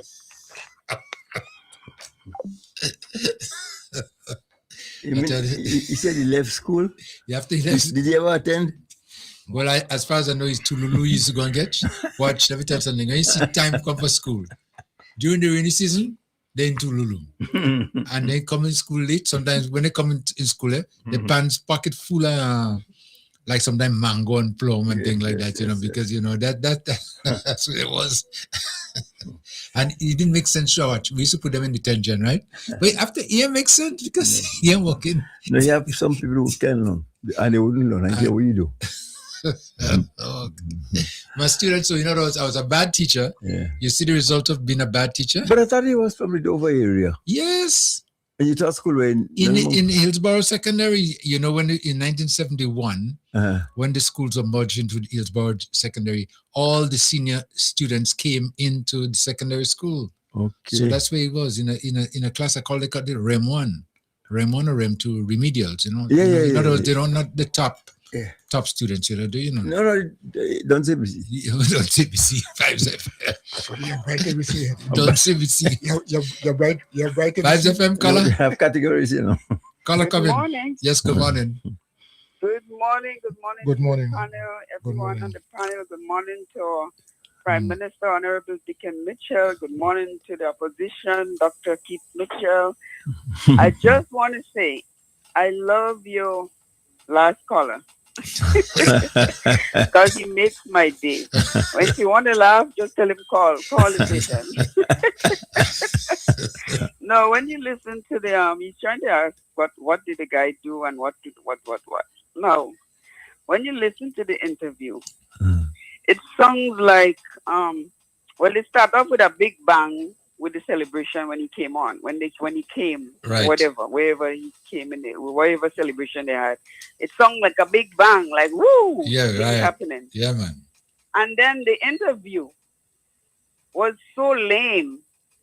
If you want to know what he did is all he was saying is so then we have to change his name to arm and a leg. So don't call his name when you're talking. Just say arm and a leg, so we know who you're talking about. Okay. And when you listen to these people talking, how could you put them up against the Honorable Dickon Mitchell? How? In talking? How? Because the way you speak, it represents you and the people following you. And your first impression should last. This first impression is a zero. And I don't want to, I know Dr. Keith Mitchell is a very proud man. And he's probably banging his head against the wall like, what the hell did this guy do? He can't even answer a proper question who Honorable Dr. Keith Mitchell is. He can't answer exactly who he is. Like, what the heck was that? I was like sliding in my chair like Lord of mercy. Yeah, it was an embarrassment. Believe me. A real embarrassment, man. He embarrassed the poor guy. And no, Dr. Keith Mitchell is a proud man. He is embarrassed. He didn't even call Dr. Keith Mitchell Dr. Keith Mitchell. He said the gentleman. Yeah. Like, what? Anyway, Yeah. Lord have mercy, let's keep praying. Okay. The world has Have a to roll. blessed day. Okay, thank you so much. Thank you. Okay. No, but this caller is right too, I mean, there was some embarrassing moment, when he was being questioned. And not even that. GT was very, very nice to him, simple questions, his first interview, so he's doing it for the first time, I would imagine, but maybe he wasn't prepared, one, or he doesn't have the ability to, or something of the nature. There is a responsible opposition and a responsible government look like in your practice? A responsible opposition asks the tough questions. There is no doubt about it. You have to question the process. You have to question the institution. A responsible government, from where I sit, but I believe a responsible government listens. A responsible government communicates, and that has been my biggest problem. When you listen to the people, you just feel that there is no level of communication. And that has broken down so many processes. As an ordinary Grenadian, as a civilian, the communication issue is very big for me. So, there's nothing wrong with taking a decision as a government. If you believe it is the right decision, then why not come and explain your decision, And if for some reason, based on the feedback, you need to correct that course of action, then do so when necessary. There's nothing wrong. There is nothing wrong with being honest with people, and saying it as it is. So a responsible government, a responsible opposition will put national interest above party or self-interest, which is most important, self-interest. Listen to that. Did you understand it? I understand nothing he said there. Like James Brown, talking loud and saying nothing. Well, I didn't listen to the original, listen it when it was done, but I can't understand. I mean, what I'm hearing commentators these days describing those things like word salad. A pile of words. That's not connected. Talking loud and saying nothing. No substance, and you can. It's not clear. You can understand. A responsible government, a responsible opposition, and interesting. Here his take on what it is to be a responsible opposition. I mean, it is.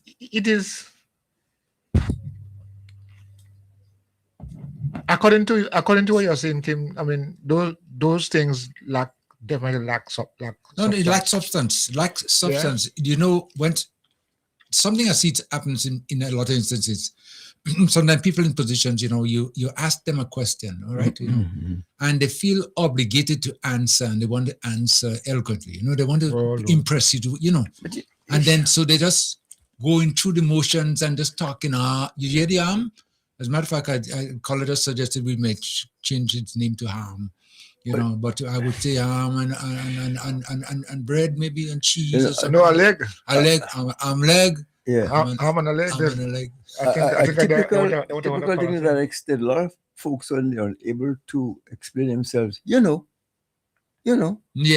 Well, if I know it, tell me for.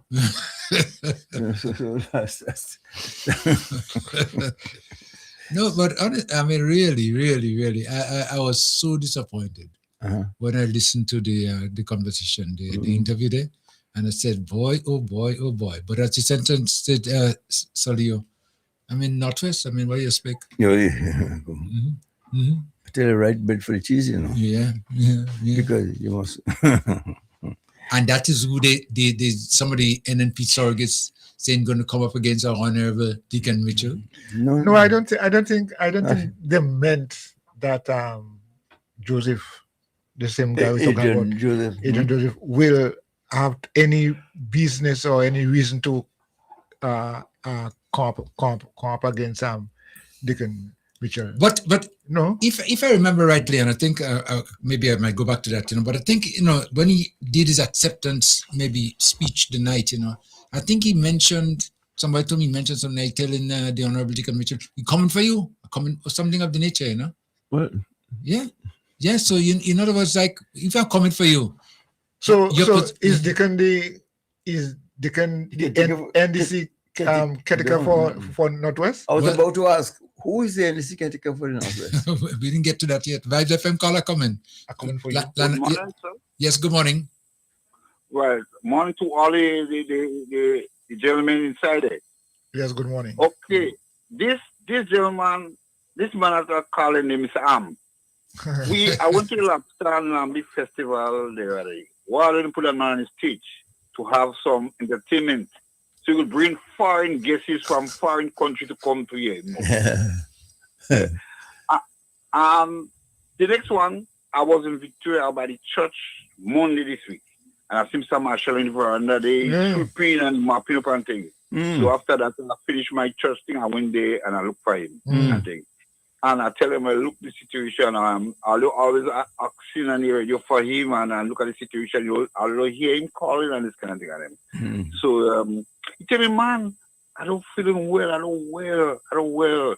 But I go give him a call. So he tell me tell all of you. Happy New Year and hello for all of you. Okay. Yes. That's nice. Yeah. Good. So there is some marshal, eh? Yes.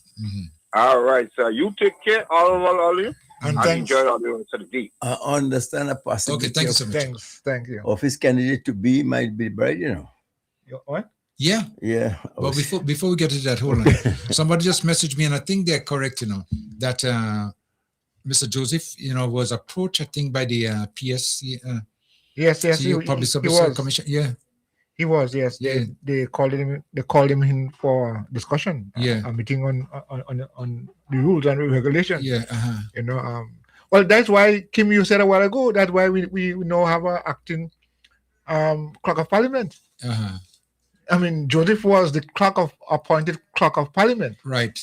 But this morning we are hearing that we have an acting clerk of parliament. Right, yeah, because the one who was there have breached public servants rules. And he was pulled in. Of course, yeah. Yeah. I mean, you know, again, I repeat, a simple thing as a civil servant cannot appear on any political stage. And that has been guarded for years, a long time. You are someone who cannot appear on a political, with yours or anybody else's own, a political platform to talk politics. It's against the rules. I mean, that's at that level. But you, at your level, now want to be functioning as a candidate and for a constituency and a clerk where the business of the nation is being discussed at all times. Don't worry, man. The man could violate. He don't get another job already. Vibes FM, caller. He know he's going. Caller? Yes, good afternoon. Yes, go ahead, yes. Good afternoon. Go ahead. Caller, go ahead, yes. Kim. Yes, go ahead. Good afternoon. Yes, good afternoon. I just realized what you were saying about your student is true. You know, the guy don't know who is the opposition leader. The guy don't know, you know. No. So I realized, as he says, you was not a good teacher. Yeah. He is not a good student because he don't leave school yet. Yeah. He say when he leaves school, he know you're not a good teacher. But he ain't have no sense at all. He should be dead already. No, don't say he should be dead. No. Yeah. What sense he make he alive? Yes. Okay. You don't know if it's a woman, if it's a man, that is the opposition leader. So how so stupid and so innocent? Anyhow, call him and tell him the opposition leader is Emlyn, please. Okay. Put some sense in his head because he will go with that stupidness that he is the opposition leader. That's where he's claiming. I'll inform him. Inform him that please for me. Okay. Right. Okay, thank you so much. Don't expect much of a change. Okay, bye-bye. Okay, bye. Bye. 443-0101. 443-0101 and 458-1914. 458-1914. Now, as we just been saying earlier on, you know, that he was the information I'm getting that he was approached, Yeah. the Public Service Commission, they call him in. Okay. Well, he violated the must do that. You have to give up one for the other. Yeah, you can't do this kind of thing like that. And I don't know what the result gonna be, but I would imagine he would not be going back there. Well, of course not. But at this point, he doesn't mind getting fired because he's already employed elsewhere. So he's now the caretaker. What is in his mind that he think he could just bend the rules or break the rules or do whatever he want to do, and still representing the rules of the country? In other words, like if you are going to be a leader, you have to show the right examples to the people. Exactly. So if you go in there as a leader and you're breaking the rules, then what do you expect? That disqualify you. That disqualify you right away. Vibes FM, caller you on. Caller? Good morning, everyone. Yes, go ahead. Okay, you'll see where I'm going with this after everything is said. The United States has about 300 million people. And I would say maybe about 80% of the 300 million people depend on going to the grocery store to feed themselves. So if one day all of that stops indefinitely, what would happen to about 240 million people? Now, someone said earlier that all of us, we should be able to feed ourselves. And that statement, advice, is worth more than gold. And I'd like to ask someone in the studio there, does anyone in the studio there have a Bible? Not at hand. Not at hand. Okay. According to, I'm going to read one verse in Revelation chapter 13, verse 16. One verse. And he causeth all, both small and great, rich and poor, free and bond, to receive a mark in their right hand or in their forehead. And that, actually 2 verses. And that no man might buy or sell except he that has the mark or the name of the beast or the number of his name. So if someone had had a Bible there, then they would have been able to look at it and, just draw a conclusion. But the conclusion that most people would draw there is that there's coming a time where people will not be able to go to the store to feed themselves. They won't be able to buy. They have to be able to survive on their own. And I'm going to reiterate the person said earlier. We must be able to feed ourselves.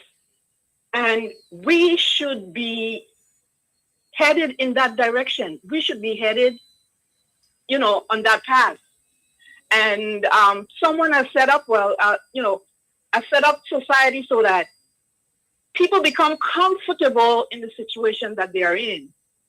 That, they're satisfied with where they're at. And one of the reasons I say that is that, to make a long story short, there are jobs here in Grenada that we need workers for. And the procedure is that they have to go and take training, what have you. And a lot of the training is out of the country. And because a lot of the training is out of the country, people don't want to go. And I'll just say, this is my opinion, I think people don't want to go because they're comfortable. They're comfortable with where they're at, and they don't want to make a move or whatever the reason. And that's unfortunate. So I'd just like to encourage people, take this seriously. Go to Revelation chapter 13, verses 16 and 17, and read that and meditate on it with the Holy Spirit.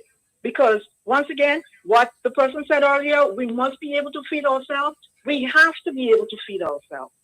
Now, I have a question concern that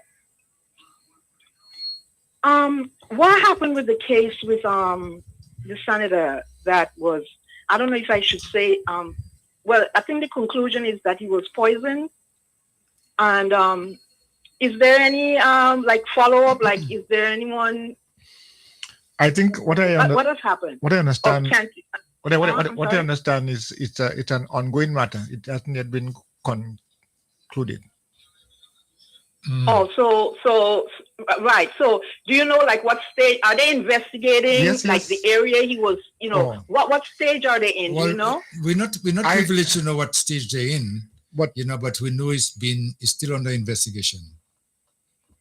So when they finish, they're gonna maybe reveal the findings. Yeah.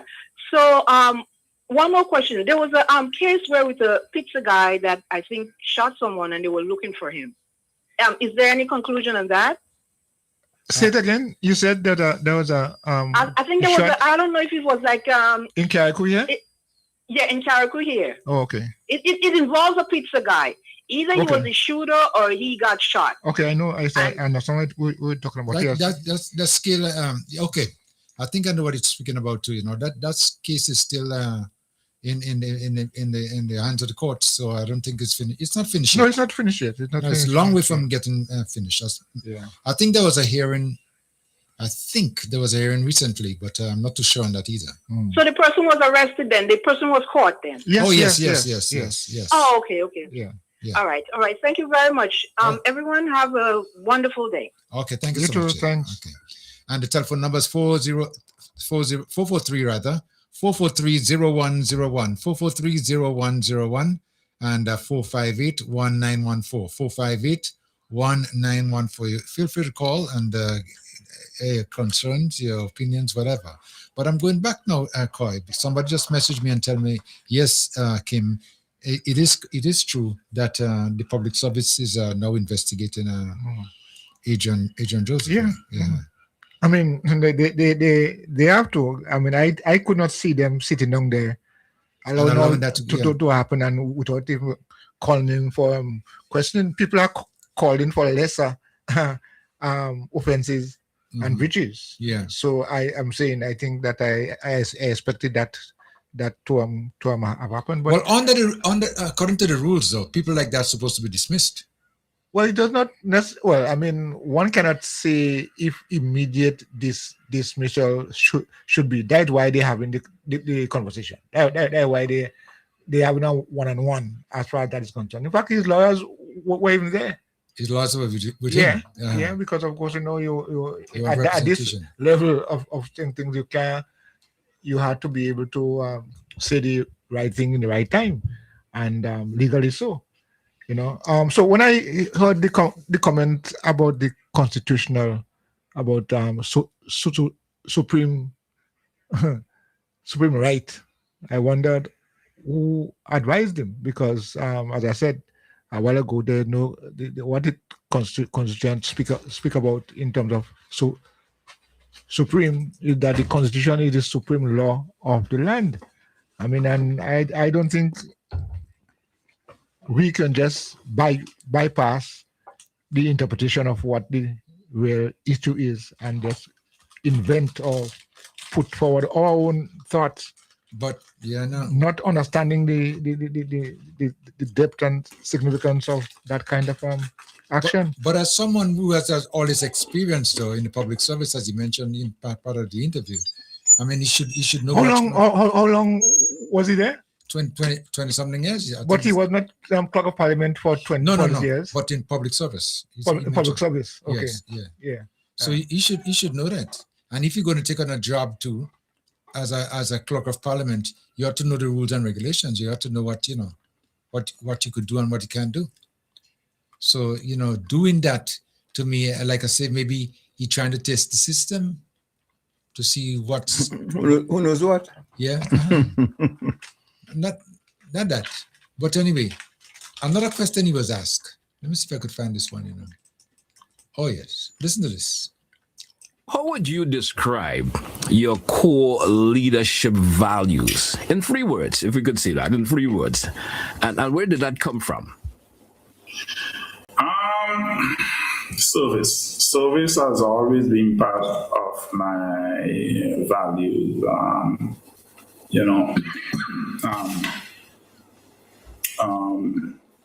integrity and in terms of leadership accountability. The whole persons, accountable persons, have to be responsible and deliver what they say they should deliver. And that is basically how I was raised, and it has been reinforced through my public service. If you ask anyone who have worked with me through protocol, this is where I gave most of my service. They will tell you I will hold my officers accountable. And sometimes they will say, I think they will call me chief. Chief, you're hard on us, But it's not being hard on them, it's just holding them accountable to deliver what we set out to deliver. And that is how I grew up. Your word matter, and if people are expecting a certain level of service from you, there is no other way. It's not optional, as it were. So my professional life has only deepened that discipline, and it has gone on into my private sector activities, my business activities. I don't stick nonsense, So service, integrity, accountability, and I believe that is what has shaped me, and I believe this is what can transform any organization. So you listen to that? Well, let me tell you something. Yeah. My guy is very proud, Not this one. He wants to prove to the world that he's the only one that could be winning in the Northwest for the last 40 years. And as soon as he leaves it, whoever he replaces him is going to lose. So he got somebody who's a definite loser and putting him in there. That's the plan. Somebody said to me yesterday that Diablo has some kind of trick under his sleeve. Sit down there. You say, watch. Why you put the guy in Northwest? That says he feels Northwest is a secure seat, so he ain't worried about it. So he taking that one. Up in St. Mark's, they say he intend to put the bride up there. And he figure people may respond to the bride favorably because the bride and the groom is one. And the possibility of him trying to slip himself into another constituency that he's not comfortable with, he feels that he has this sort of a reputation and maybe this influence that he might be able to turn some other constituency around. You listen to what I'm saying? Yeah. You listen to the analysis. But Kim, just don't forget where you are in your analysis there. But he hasn't done anything wrong. He hasn't done Northwest. He hasn't done St. Mark. No, but I use the word maybe. Don't forget. It's Okay. Maybe. Go ahead, listening. Maybe able to turn some things around. So I believe in the last straw, when you're going down, anything you could hold on to, anything win. You're drunk and you're holding on to the wind, and you're going on still because the wind can't support you. Where you cannot hold the wind either. Right, FM? Kala, come in. Kala? Kim, good morning. Good morning. Mr. Leo, Mr. Koi. Good morning. Good morning, good afternoon. Well, afternoon, yeah? Afternoon, yeah. Afternoon? Yeah. Oh, yeah, after 11, yeah. No, I'm it's sorry. After 12. Yeah. After 11, we're still leading up to 12, Okay. Yeah. Mr. Leo. Yes, sir. So are we on you, Leo? I'll work for you. I don't want no shovel. Cut that out. But I need I speak now. Not Leo. You need I speak and pickaxe. You need all kind of thing I could dig out now. Wow. Okay. All right, as you guys was on that topic, all right, I just want to just bring up something. Okay, you remember there was some documents, I think it was during the time of the budget that is supposed to go all before, and the documents was delayed. Remember that the opposition side did not get the documents? Right. And then Barry to make a whole set of nice for it, all right? Right. All right, so let me go back. Who was the clerk of parliament that time? Okay. Okay. Yes. Adrian Joseph. Yeah, Mr. Joseph. Yes. Right. So basically, so do the match there right there, and you could see that guy had some political aspiration right there. You understand? Yep. You just showed me the reason for the delay. You know what I mean? So that peak, you could see where that peak come from. You understand? And look at now who he line up with. Yeah. You understand? Right. And listen to his justification, all right? His justification, remember in 22, all right, when Lacrette, all right, was still in the public service, and I think it's David Andrew. All right, so now he's trying to use that. NDC did it in the past, so now we could do it in the present. You understand? But he's supposed to know better. You know, so this is how he's trying to bring his case out. You understand? Because remember, you have this lady that called and she asked him, well, tell her how 2 ranks could make her right, and he couldn't even answer it. You know what I mean? A regular caller, she does call on this, and I don't want to call on this. Yeah. You guys know what I I heard it. When she bring all that, when she bring all that to him, he couldn't answer it. He started stammering on it. You understand? But I just want to make it okay. Remember the same thing with Amanda Japal too. Remember?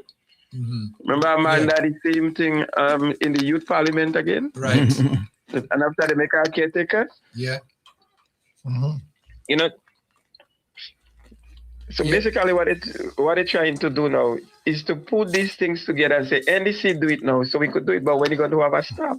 You understand? Yeah, I heard you, yeah. But it's taking back you guys back to the documents and do the trail and to where the guy is right now. Yep. You know what I mean? And what's going to do that? And Kim always talk about this steel cage fight. Well, convention go with nice. No, but I calling it implosion now, man. Yeah, steel cage. When is convention likely to be? By the end of the year. Okay. A long time. And the convention should be shortly. By the end of the year. Well, the last time they took about a whole 2.5 years before they have the convention, but I mean, constitutionally, they're supposed to be having one every year because NDC had this already. So they should be coming up. What time they had last year? Wasn't it coming to the end of the year? Down in October, something like that? Somewhere in December. Right. Yeah. Okay. Right, but Kim, another thing I want to bring it to attention, right? Whenever the guy is speaking about we, so now I want to know who is the we talking about. You understand? If you listen to his conversation, right? If you go back to the interview the other day on GBN, everything he mentioned is we and we and we, because I asked him a couple of questions too, and then he couldn't really give me the answer. The answer I want. I asked him if he's going to put up himself. He avoided. I listened to that part as well too. Yes. Yeah. So you know definitely the we that you're speaking about there is the we on the other side, his side. Exactly. Yeah. Exactly. So that means there is something going on, Kim. And then when we had to pay attention of what's going to happen in Victoria. Well, there's a lot of speculation what's taking place in Victoria already, but time will tell. I would say, time will tell. We have to just watch because people speaking, and everybody have a different kind of opinion, so we predicting, but it's a matter of time. But my thing is, I believe that the bride might be given the nod. Yeah. And also, are you on the ground, Kim, that NDC might be naming 2 caretakers? Well, they have already started the process, I think they because they were in Karakuya last week, and Karakuya is already established, and I think that the Prime Minister said they'd already done 2 already. So Karakuya, I think, was the 3rd. So I think it's a process now. They're going to be going around, in the different constituencies and some the candidates, or caretakers. The last thing I've just said to you, I'm hearing from the NNP camp that they're preparing for election in November. They preparing. They have no say. They have no say. They have no say. That bell, that rubber bell, that. What month is it? Color? What month did you say? November. They say November. No. That's not convention. That's a 80th birthday party. Right. If you listen to the conference of the Prime Minister, right, and if you check some of the projects that they're talking, the project and they're mostly going to be ending before August. You know that, right? Oh, most likely. Yes. So basically, I think in my view, if we're going to have election, if anything, we're going to start tackling election. It will be somewhere by April, within April and March. But I don't see election for this year. I ain't seen it. But let me tell you something. I was thinking, because we're just speculating right now. But in my view, I see when the implosion takes effect, right? It will be so massive. It will be so massive that you never know. Our Prime Minister may decide to call it right there and then, because when the implosion take place, listen, Emmeline and Adrian and whoever else that is going for leadership or whatever, there'll be a fight down. There'll be a real fight down there. And you might find some going this way and some going that way, and who taking this side, just like the same way it happened with Peter, when you have a fraction moving one way and a fraction staying, you might have the same thing taking place. And I believe this one might be worse. This one could be worse because it would be embarrassing if they allow or if they leave Emmeline there because she's not a factor. She's not something that people are really impressed with. Right? Nobody's really impressed. Nobody's really impressed. So because of that, now they might do the change leadership again, and maybe who knows who could be next. Listen, implosion. Listen to joke knocking. Yeah. Listen to joke knocking. The Prime Minister to wait for the Cali convention and you call election. They're in a scramble. Good one. Anyway, our Prime Minister knows what he exactly is doing. So, I have a lot of confidence in him. So, but that's just speculation anyway. But coming back, if the project and give timeline to the project, as I was saying, and maybe at the end of the project and then the starting of the hospital, maybe election could be very close. I don't know. I think I was hearing recently that they saw turning for the hospital will take place in May. Something I don't know. I didn't hear anything about that. I think I heard something like that, but I'm not sure. I'll know what election is. All right, so we talk later, guys. Okay, bye-bye. Right, take care. Let me get ready to go to my white beach. Okay. All right. Good luck. All right. I think we have another call on the line. Caller, you there? Yes, Mr. Mills, your indulgences for a minute. Yes, go right ahead, yeah. Now, your last caller made, I'm not getting mixed in the issues related to the operation and functioning of political party. I'm way beyond that. But a statement was made a while ago relative to a quote-unquote mix-up with some documents prior to the sitting of the House a couple of months ago. Yeah. Right, yes. And it is evident what the chap is saying there, or said, should I say, is that the person holding the position of clerk of parliament was this said recent new kid on the block, Mr. Joseph. I think you should research that, Mr. Mills, before furthering any comment on it, because to my understanding and what the news said is that there was another chap there who was the clerk of parliament established, and this man came in after as acting. So prior to making any further statement on that, I'd like you to check it out. Okay. Thank you very much. Thank you. Thank you very much. Thank you very much. Right, you are. I think it is right, I think he's right. Well, after we had the situation where the documents were not sent through, I think the clerk of parliament was changed to this. Yes, and it was replaced by Mr. Joseph. It was replaced by Mr. Joseph. I think we need to make a correction on that. Yeah. Okay. Yeah. I think so. Yeah, he could be right. Thank you, Citizen Rolo. I think Citizen Rolo is right. Yeah.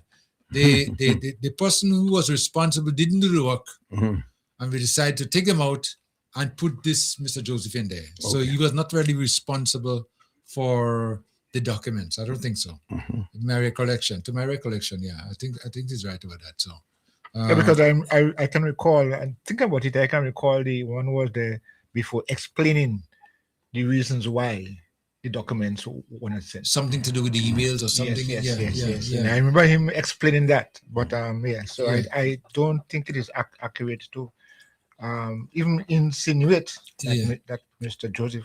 Well, isn't he Dr. Joseph? Doctor, I mean, doctor. Yeah. I mean, but are we still continuing, Mr. Joseph, or are we exhausted? Go ahead. Because there are two issues here in Carriacou that is becoming cause for concern. One, these animals cause not only all over Hillsborough, and something must and should be done about that. We have to establish some sort of control. After all, we can all be living in a pen. These animals, some people must take responsibility. You can't just let go your animals all over Hillsborough. In some instances, damaging people's vehicles and all those good things. That can happen. And secondly, the water situation.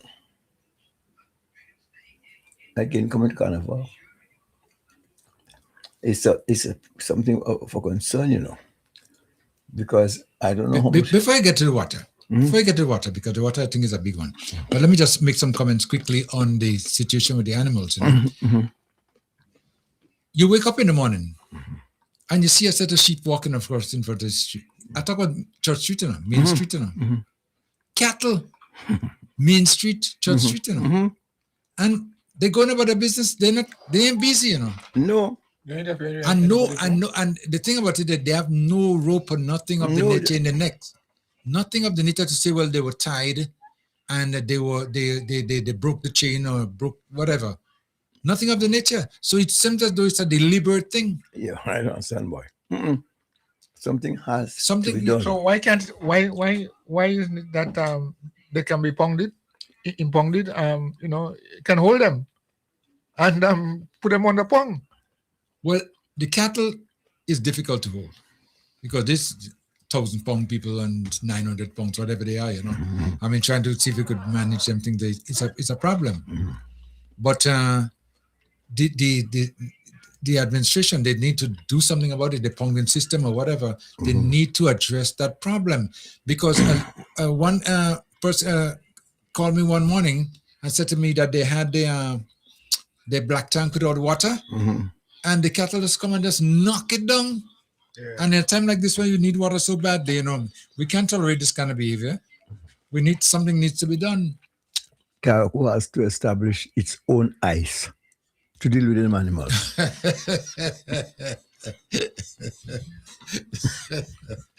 I like that one. We need to establish your own ice. Yeah. Yeah, no, this is really, really, very bad. Sometimes I open my door and I like Solio. See this walkway there? Yeah. They take over 6 o'clock in the morning. Sometimes you have to get them away, Well, they walking on the beach now. Yeah. Yeah, taking them all the morning walk on the beach. They're going to swim. Yeah. Wow. 5FM caller coming. Caller. Afternoon time. Uncle Leo. Hey, buddy. Afternoon. Hey. Good afternoon. How are you? What's going on? Good, not bad at all. Good. I'm glad you bring up that topic. There's a serious topic in about whatever happened to the pong. I thought they used to pong them animal. They don't do that no more. That was years ago. That was long time ago. Very long time ago. A long time. They don't do it now. I think they need to bring that back because that is really terrible for real. Because after burial, right, and it mash up windward bad. They had an initiative where they planting back a lot of plants. Where them cattle just come and they eat all them coconut tree they planted. Yes. So it's like what even why it's like why is the point? Why is the point they plant all that? Yeah. Yeah. But something had to happen. You understand? Who in charge of establishing something?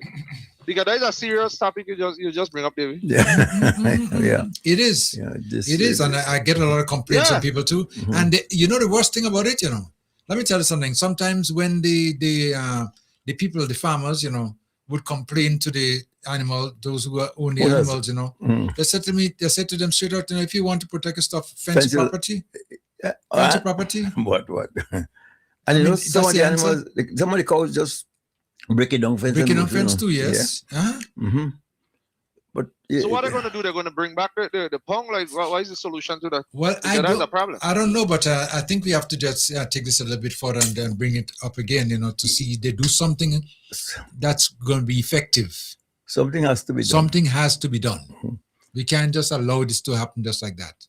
You know, we could put a high fence, put those animals inside of it, and pay somebody to administer the in and out. And when you come, you have to pay and pay a lot of money too. And when this is happening, and if your animals are there for more than 2 weeks, goodbye, gone to the salesperson. Yeah, and the animals. Well, Kim, you have to bring in. I know who you have to bring in on the program to talk about that, to let it establish that. Yeah, that really needs to be done. No, You remember that when they fixed the wrongs about in Tongue Day, they had plant flowers there and all that to make it look good. Yeah. And that's the same thing what happening. The animal just come and eat it up. Yeah. Oh yeah. Okay. All right. Yep. Yes. But I mean, the thing is, you know, one thing is we talking about it, but the next thing is like implementing something where we really, you know. Yeah, to be effective. You have to pound them, and then you have to go. If you can pay for it, then we sell it. We'll sell it as an auction or something. Yeah. But that's what they used to do at one time, you know, because Mhm. I know every Saturday, in particular, back in the Limley Livestock Station, Yeah. you go over there and you could get animals almost for nothing. Mm-hmm. They just listen, whatever it is, they auction them out and people just buy them and just go about their business. But here's my suggestion. There's still some uncultivated lands in Dumfries. Fence an area and take them down to Dumfries. I mean, yeah, man. But the thing is capturing them. No man, that's because you have a lot of cow too. But them cows hard to capture, you know, you have to apprehend them. I'm telling you. Yeah, you have a lot of cow. They will eat out all them plants in what? Yeah. Yep. Yeah. Yeah. They need to. They're trying to do a good for the island, and it's like how will you move forward with when you have all that happening now? Yeah, well, yes, man. Cows and sheep too, boy. We have sheep. A lot of sheep, man. A lot. Yeah. That program PM with DM, DM with PM, right? Mhm. Yes. Mm-hmm.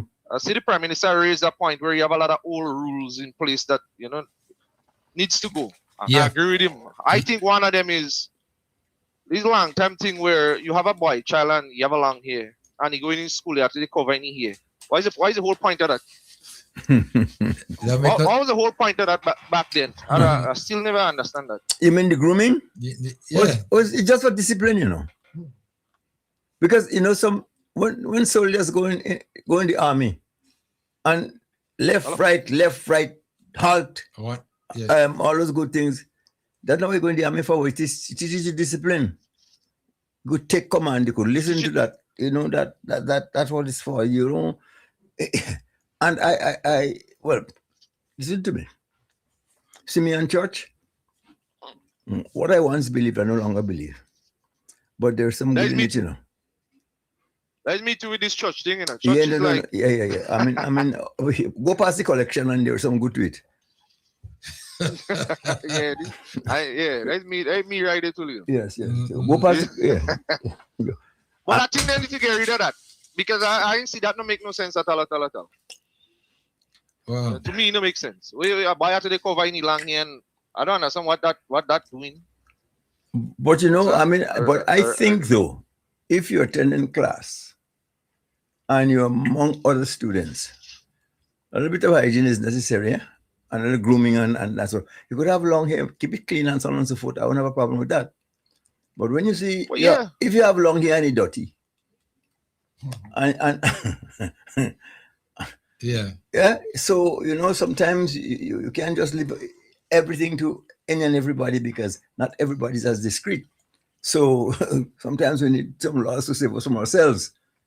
And in that instance, but see, the girls just keep their hair long. So if listen to you. The girls come to school with their hair neat and nice. It's the same thing for the boy. But I don't understand the whole. Well, back then they wanted to pressure it to cut it. Well, yes. But now they know it's like, all right, cover it. But I don't see why though. I don't understand that. Yeah. But you know, back in the day, you know, you couldn't see any policeman with braids. But they have braids, locks, the whole 9 yards. At times have changed. I can't see it, but oh boy, what are you gonna do? But situation like that, though, it needs something to be done. What the Prime Minister says, peaceful protest. Yeah, But let me tell you one thing I would always like to see. Law enforcement officers must be fit. There are too many pregnant policemen. Policemen, is it? Yes, policemen. You can send for some mobile and back. And how I once saw a fireman, you know. Yeah. Walking. A fireman.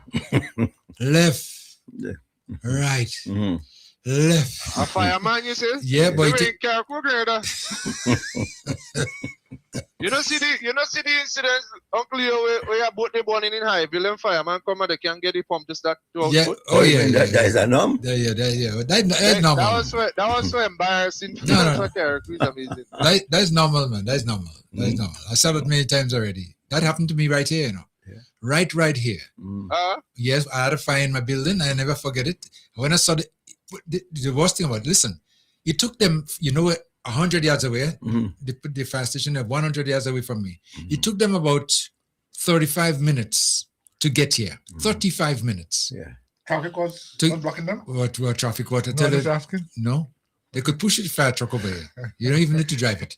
And when they got here and they started to put the water sprayed for about maybe 30 seconds. Because when I saw the water, I said, Lord, thank you, Jesus. One time, water stopped. When I check with them, I say, what happened? Come on, where the water, whatever.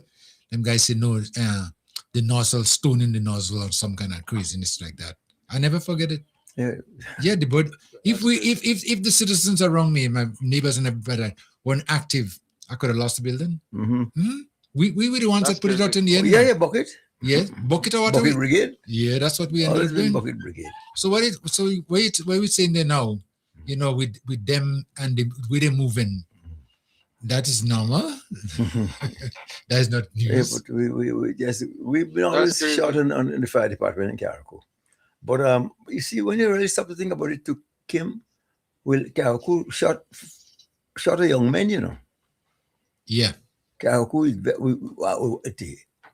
I tell you, you don't see Stillborn is one or two guys you haven't, Yeah, all women. Everything else is girls. Yeah. And we have too much Kim bookings in the male section in Carriacou. Yeah. Nobody know how to do anything.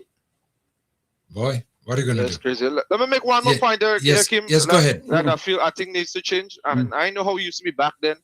But you see the graduation, I know Bishop secondary does have the graduation, right? But Bishop College now does want to wait till subjects come out. Yeah. I think they should change that too, because what they does do now, they want to highlight all them students that get 13 and 14, 15 subjects. But them students who ain't get much, they ain't really, they ain't really highlighting you, they ain't giving you fake paper to hold in your hand. Yeah. And that doesn't really determine how your life will be, because I could graduate with 2 subjects and I might have a better job than who graduate with 20 subjects. Well, I always say, I think that needs to change too. They need to stop waiting for these results to come out to have graduation. And just, have graduation. Yeah, no, what you're saying there, I totally agree with you, because what it does sometimes, students, and good students may not be successful in the exam, but that doesn't mean they don't have the ability like the student who got the results, the good results. And they basically ignore them because why? They didn't pass the exam. And they deserve to get some kudos as well, So what you're saying there, I think is something that needs to be looked into. Quite true. An exam doesn't determine somebody's ability. They have to change all them things, all them BS rules. But, well, let me tell you what, I'm going quite there, You know what they need to change? They need to come up with a curriculum that makes sense. Now, again, when you want to tell me that civics is extracurricular activity, civics, oh God. The basic good man, that how you coexist with somebody, that every child must have that. That should be compulsory. Compulsory. Yeah. So yeah. You You have I hear some titles this man can pronounce them. and when you graduate them title is to the bush. Caller, thank you so much. Okay, buddy. Thank you. Yeah. Let me see if I have another caller. Caller, you on next? Caller, come in. Hello. Hello. All right. Okay, we're gonna wait for that one day. But the caller was talking about, there's us doing something about the animals, and I'm making a promise now. I would contact the agriculture department, ministry, and see what could be done. Something need to be done. Yeah. We can continue like that. We're gone from bad to worse. No, we're gone from worse to ridiculous. Yeah. Vibes FM caller, come in. Hey, Kim. Yes, go ahead. Yes. Yeah. Afternoon. Yes, good afternoon. Yeah. Sometimes you say there are some civil servants that make the government look bad, but that's what you're saying, Yeah. I'll tell you why. I took a shortcut recently to SGU, where I work. I noticed someone building a house, concrete and board, in an area called Baghdad in Kialis. But Kim, that is government land, that is Crown land. Where is the physical planning unit? The Ministry of Agriculture? Also, Kim, airport security pass right there. Close to the fence. And you tell me they don't see that this structure going up there? And nobody's saying anything? But you sure that the person who's doing it doesn't have the authority, or maybe it's not their land? Are you sure? On Crown land, Kim, there's a procedure for that. Okay. Now, just now what would happen is that they go put up signs saying no trespassing, and the same airport security may not be able to pass there. You understand? Yeah. I remember, Kim, I passed there sometime going to work, and during the previous government, this thing started and it was stopped. But now it's allowed to continue. Is there somebody selling government land in the back there? I can understand. We have to take things serious, man. The government has to get up and deal with these people and them. They're making people look bad, man. Okay, Colin. Thank you. Okay. There are some instances where I think some tough love is essential, Yeah, definitely. Necessary. Yeah. People just anyway, because you see, people would take chances. There's no if about it. We sometimes like to break laws and see how far it's going to go. Yeah. And test the system. So you mentioned something a little while ago, and I asked you to stop by. I'm going to go back on it now. Yeah. The water problem in Carriacou. Wow. This thing is real serious. Now, Wassa, the plant has been down for almost 2 months now. Yeah. About that. Back in December, I remember, I think it was either the first or the second week in December, somewhere around there, when the operations of the plant went down. And we were promised it was going to be up in about another week or two. Then I understand that they had to get some sort of some parts whatever, which was going to be here by December 31st. And December 31st come and gone. We almost on to January 31st now, and still no water. And this is the sad fact of the matter is that prior to Nawasa, people will harvest the water how they could and protect it.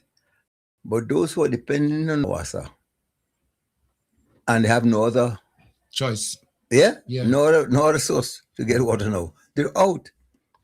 And we didn't have that much rainfall for this year. Well, the last couple of years too, the rainfall has been low. Yeah, very, very low. Not very below normal. So now the dependent on Nawasa now is even more than in the past.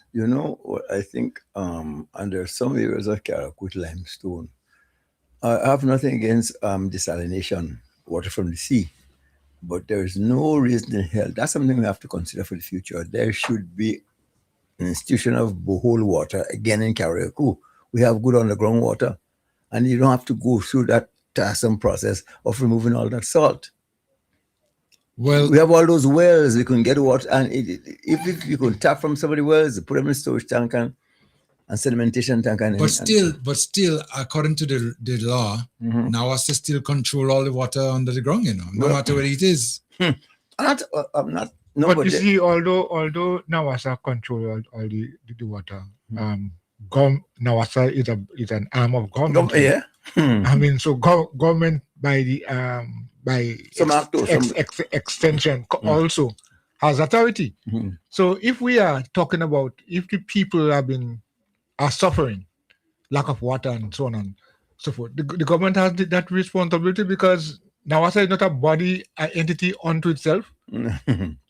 Nawasa functions as a statutory body of government. And so there can be control. There can be whatever the issues are. There can be.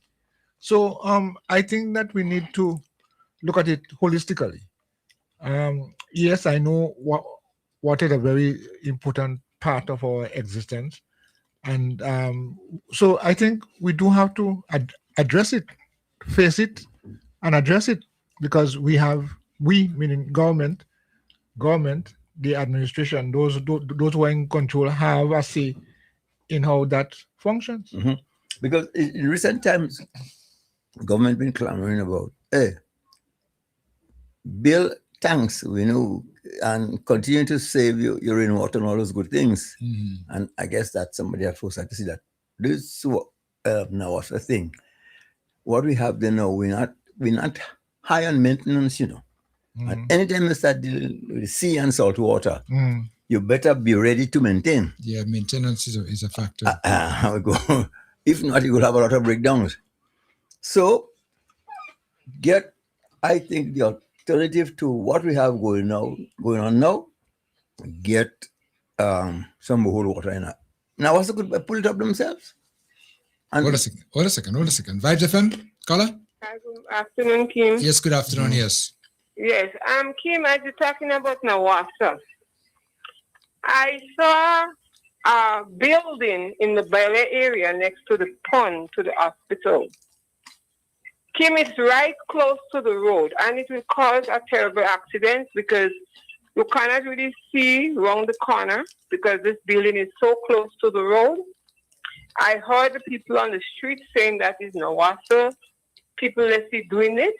And if so, where are these planning people to come? Because they're always passing to check your place if you're going to do a business, to tell you that you have to be a couple of feet away from the road.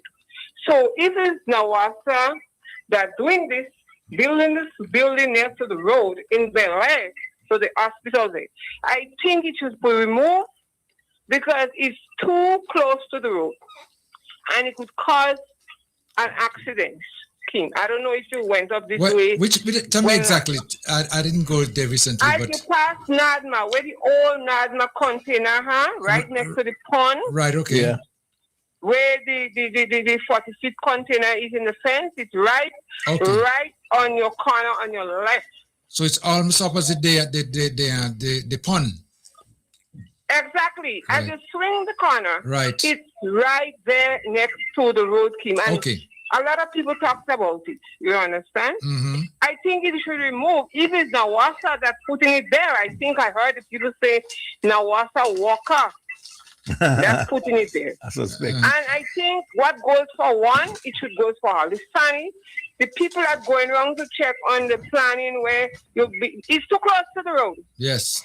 Okay. And regardless if it's Nawasa people or not, you have to remove. Mm-hmm. Because what goes for one, it goes for all. So it's a permanent. It's a permanent building. It's a permanent building. Mm-hmm. Yes, them Cuban or Chinese people, whatever they have walking, they must be walking there. I come out to walk and I saw them. They walking maybe today and all, and yesterday. You understand? Mm-hmm. So I find this is ridiculous. It's too close to the road, Kim. I wanted to take a drive up of the Bele to the hospital and you could see where I'm talking about. Yeah, okay. I have an idea. Yes. I have Kim with the animals. Kim, my son buy some plants from Grenada from a young lady that passed all the time and sells different plants. He will go all about and get water. Kim, to wet these plants, everybody, you give them blog or whatever, he can produce it. Kim, I have a neighbor in the Bele area right here. Have his place fence. Now, my son plays fence, certain part, and certain part he did not fence. He fenced his property. He let go his animals to roam the place to place, eat up all my son plants in his garden. And you know what happened? The police intervened. They sent the government praiser of him to come and praise the damage. Mr. Fleury came with the person who was in charge of the animals to see what the animals did, Kim. They tell the police that they will pay whatever it costs. Okay? Kim, it costs when Mr. Fleury value whatever the animal eats for my son. I think it's about $600 and something. Wow. And Kim, don't you know the people and them don't want to pay my son his money? Yeah. Instead of for them to pay, after they told the police, okay, there was an overseas and they will pay the damage, whatever the animals eat. When they come here now, Kim, they're talking something else. And still of that, they're still trying to frame up my son because you know what? They doesn't want to pay nobody that works for them. So they want to pay my son and say, my son threatening them.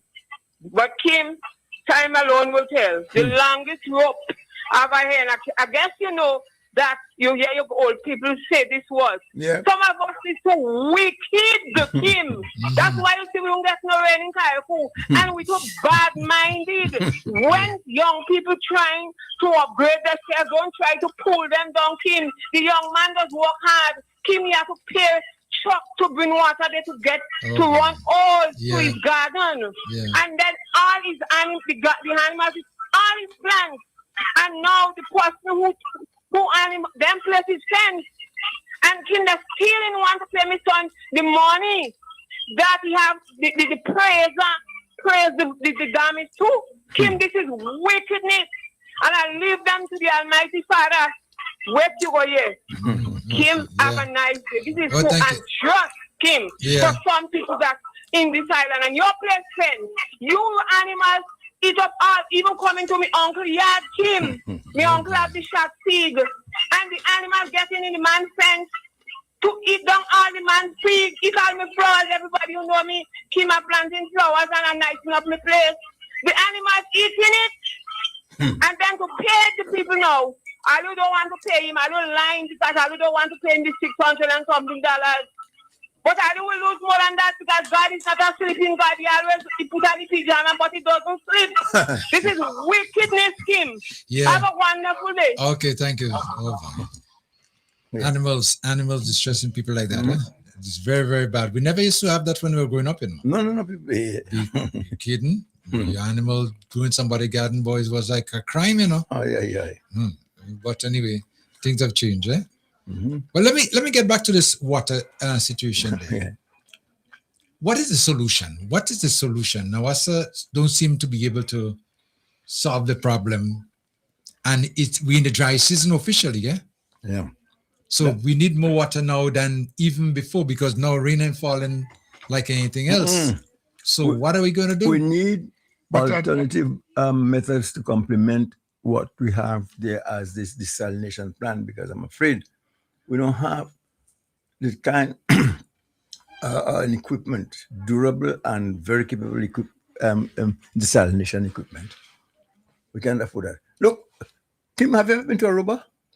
Yeah, I heard about it. I've never been there, but I know that I understand that the water system, there's desalination water from sea, and they have no problem at all. Well, no, when you talk about high-tech equipment, because they use it for hydro and water, you know. Okay, the same thing. Yeah. Wow, so it's twofold. So, but that thing, and well, of course, you have people who, as I said, who know about maintaining stuff. We fail it when it comes to maintenance.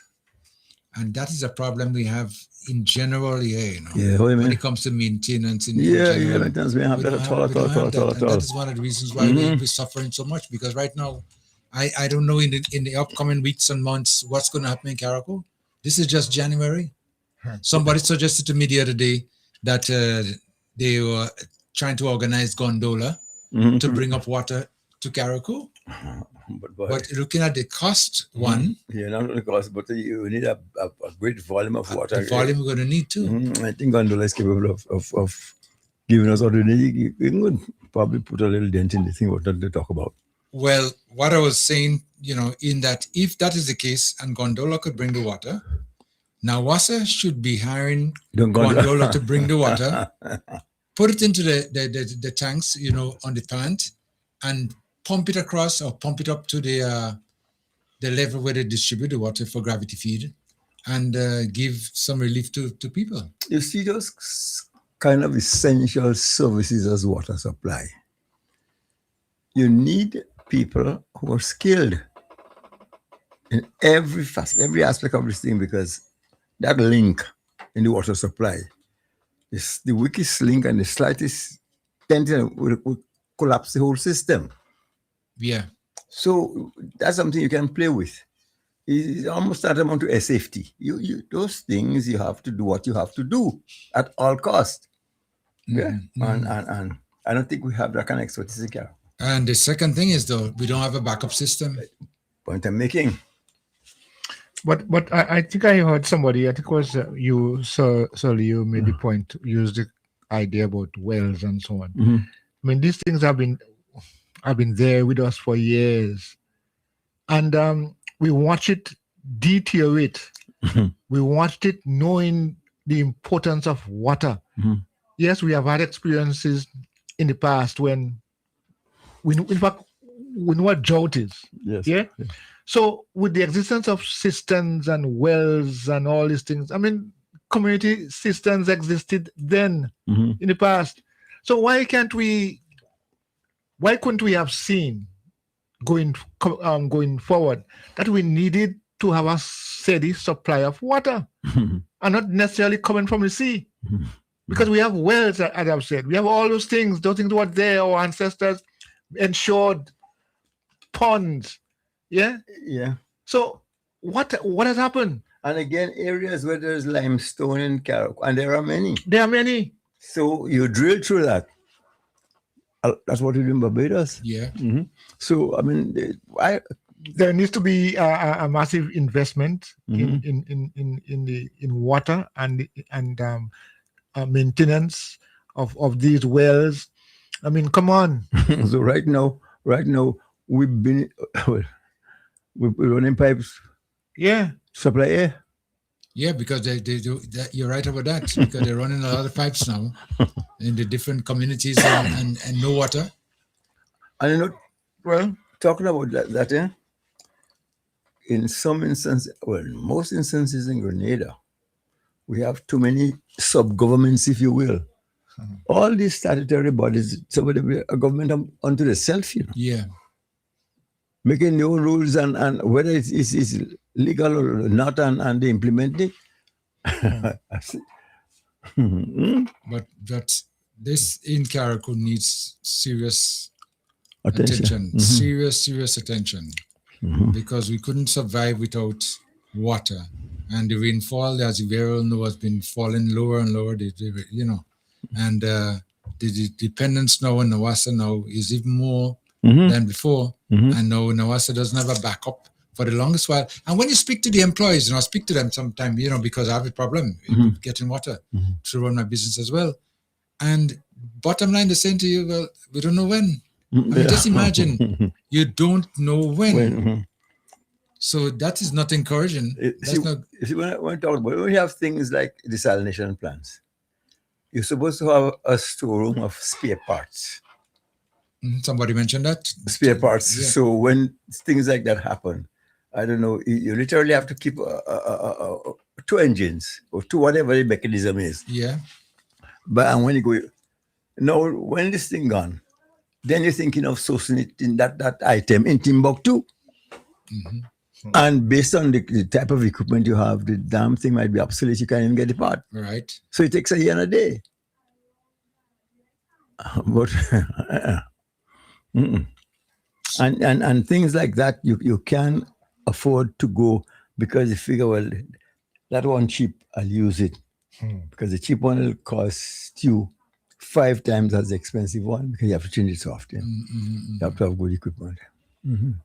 Well, I don't know what's going to take place now, but it's getting worse. And at this point in time now, all the resources that we have been used up. So, I mean, I remember the days when we had stand pipes side the road. You could run with a bucket and get some water. That stand pipe on the side of the road came from water collection on the hill, in big systems. Yeah. So, I mean, don't we have foresight to look at what is going to happen, look at what we have, learn the experiences we. But they have been ignored over the years, So right now, it's at a point now. Even though you're trying to see if we could put them back into motion, it's going to take a while. Vibes FM, caller, come in. Caller? Kim. Yes, go ahead. Yes. Regarding the water issue, maybe Grenada needs to send someone to Aruba to find out how they handle the desalination plant and maintain it. Yeah. And secondarily, I thought there was impounding animals only in the last 2 years with this NDC government. I hear Coy speak about the impounding of the animals, and they had 2 weeks to claim it, otherwise you'd be auctioned off. So why did they stop that? That's a good question. I think I have to look into it. That's what I tell you. Some instances, tough love is necessary. Yeah, sometimes you have to go that way. I mean, yep. There must be consequence for behavior. If they don't want to hold the animals, hold you. Well, people need to eat, Yeah. And if you stall, you cut it down and you sell it meat. They don't care about protecting it. You see, they have so much rules now, laws, Well, as it pertains to that. Rules. Yeah, because you see, if you could kill it, but you have to put it on the road or something of the nature. You can't eat it. But Kim, I used to hear Coy said when they impound an animal, they got 2 weeks to come and claim it. And then after that, it's open season as to what they want to do with it. So why did they stop that procedure? I don't know. Yeah, you're right. That's bad. Yep. Well, yeah. Let's see what's going to happen. Okay, caller. Thank you. But yes. I'm saying the water, the seas are a prominent source, so it's always there. All right, thank you. Yeah, okay. But as this caller is suggesting, though, one of the best things for them to do, maybe to go out there and see what's happening and try to see if they could take a page from the books, especially, let's say, like Aruba. All this is that, because Aruba in the hotel on the 11th floor and what I want to do. Vibes FM, caller, come in. Kim, what Leo hit the nail on the head, what Leo saying is true. Some of these statutory bodies, right? They have way too much of power. You understand? Yeah. Way too much of power. Look at the next one, Kim, Port Authority. Right? Burial pass for a year and some now. Watch the building in Happyville. And we used to use that building now as a passenger terminal when we're leaving and when we're coming in, right? Look at the building now. Why is the update on that? They can't give us an update. Yeah. Understand? Which I feel, Kim, every Thursday, you should try to book these people. All right, I bring them in. Let me ask them these questions. They won't come. Because no, they won't come. You see, that's the thing. Them thing they need to change. Yes. You understand? That's the thing. We asking all this about now. So yet we don't even know. Well, all right, what really is the problem? And nobody come in and give us an answer. How is that still in place? I thought we have a new administration. Everything is supposed to change. But you see, the statutory bodies again, they're doing whatever they want to do. No, that's the problem. But they're not. That's the thing. That's the same thing what Leo said. That's not supposed to be. Yeah. They have too much of powers. Because when you remember, they have way too much of powers. You remember when I think it was the year before that the port went on strike right before Christmas for this lady dismissed because the lady was found with her hand in the cookie jar. She she did, and she was found guilty. And the rest of the port people go on strike, costing the country a few $1 million well. Yeah, exactly. But everybody should go home. You remember that? Yes, I remember. Yeah. The estimate was over 30 million. How are they allowed to do that? Yeah. Yes. Unless I put it out. How are they even allowed to have all these powers to do that? Something. Yeah, too much power. Too much in the hands of the statutory a lot bodies. of them things they need to be looked at. Yeah. A lot of them things. Because, Carnival right around the corner, a lot of people coming in the island. Well, what happened now with all the water? We're going to look at And the thing is, who's in charge of now, sir? We can't even ask them the question today. They should be on the program now. We ask them all these questions. I'll tell you, I'm one who try to get in touch with them from time to time, and in most instances they refuse to my calls. I'll be honest. Like sometimes they know it's me I call him. I don't know, but I can't talk to them. You see, there's where the minister had to kind of implement this thing to put them thing in place where when we request for them to come and speak and give us the answers, they have to come. Understand? Because he affecting us in the island, right? And we can't get an answer. Them thing is supposed to change. This is a new administration. What the hell? Well, how?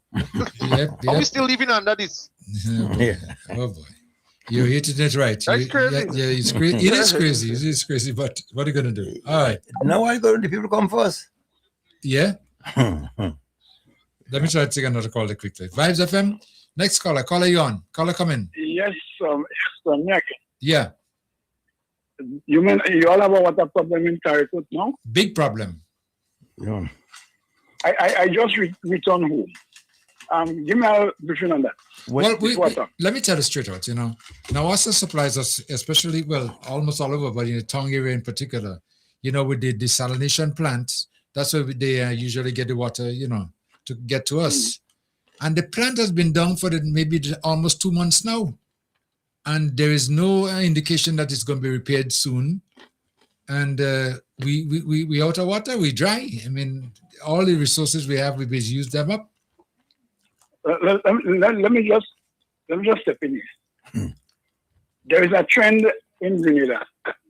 All right. Now, some people will say, "Oh, all I'm checking on is politics."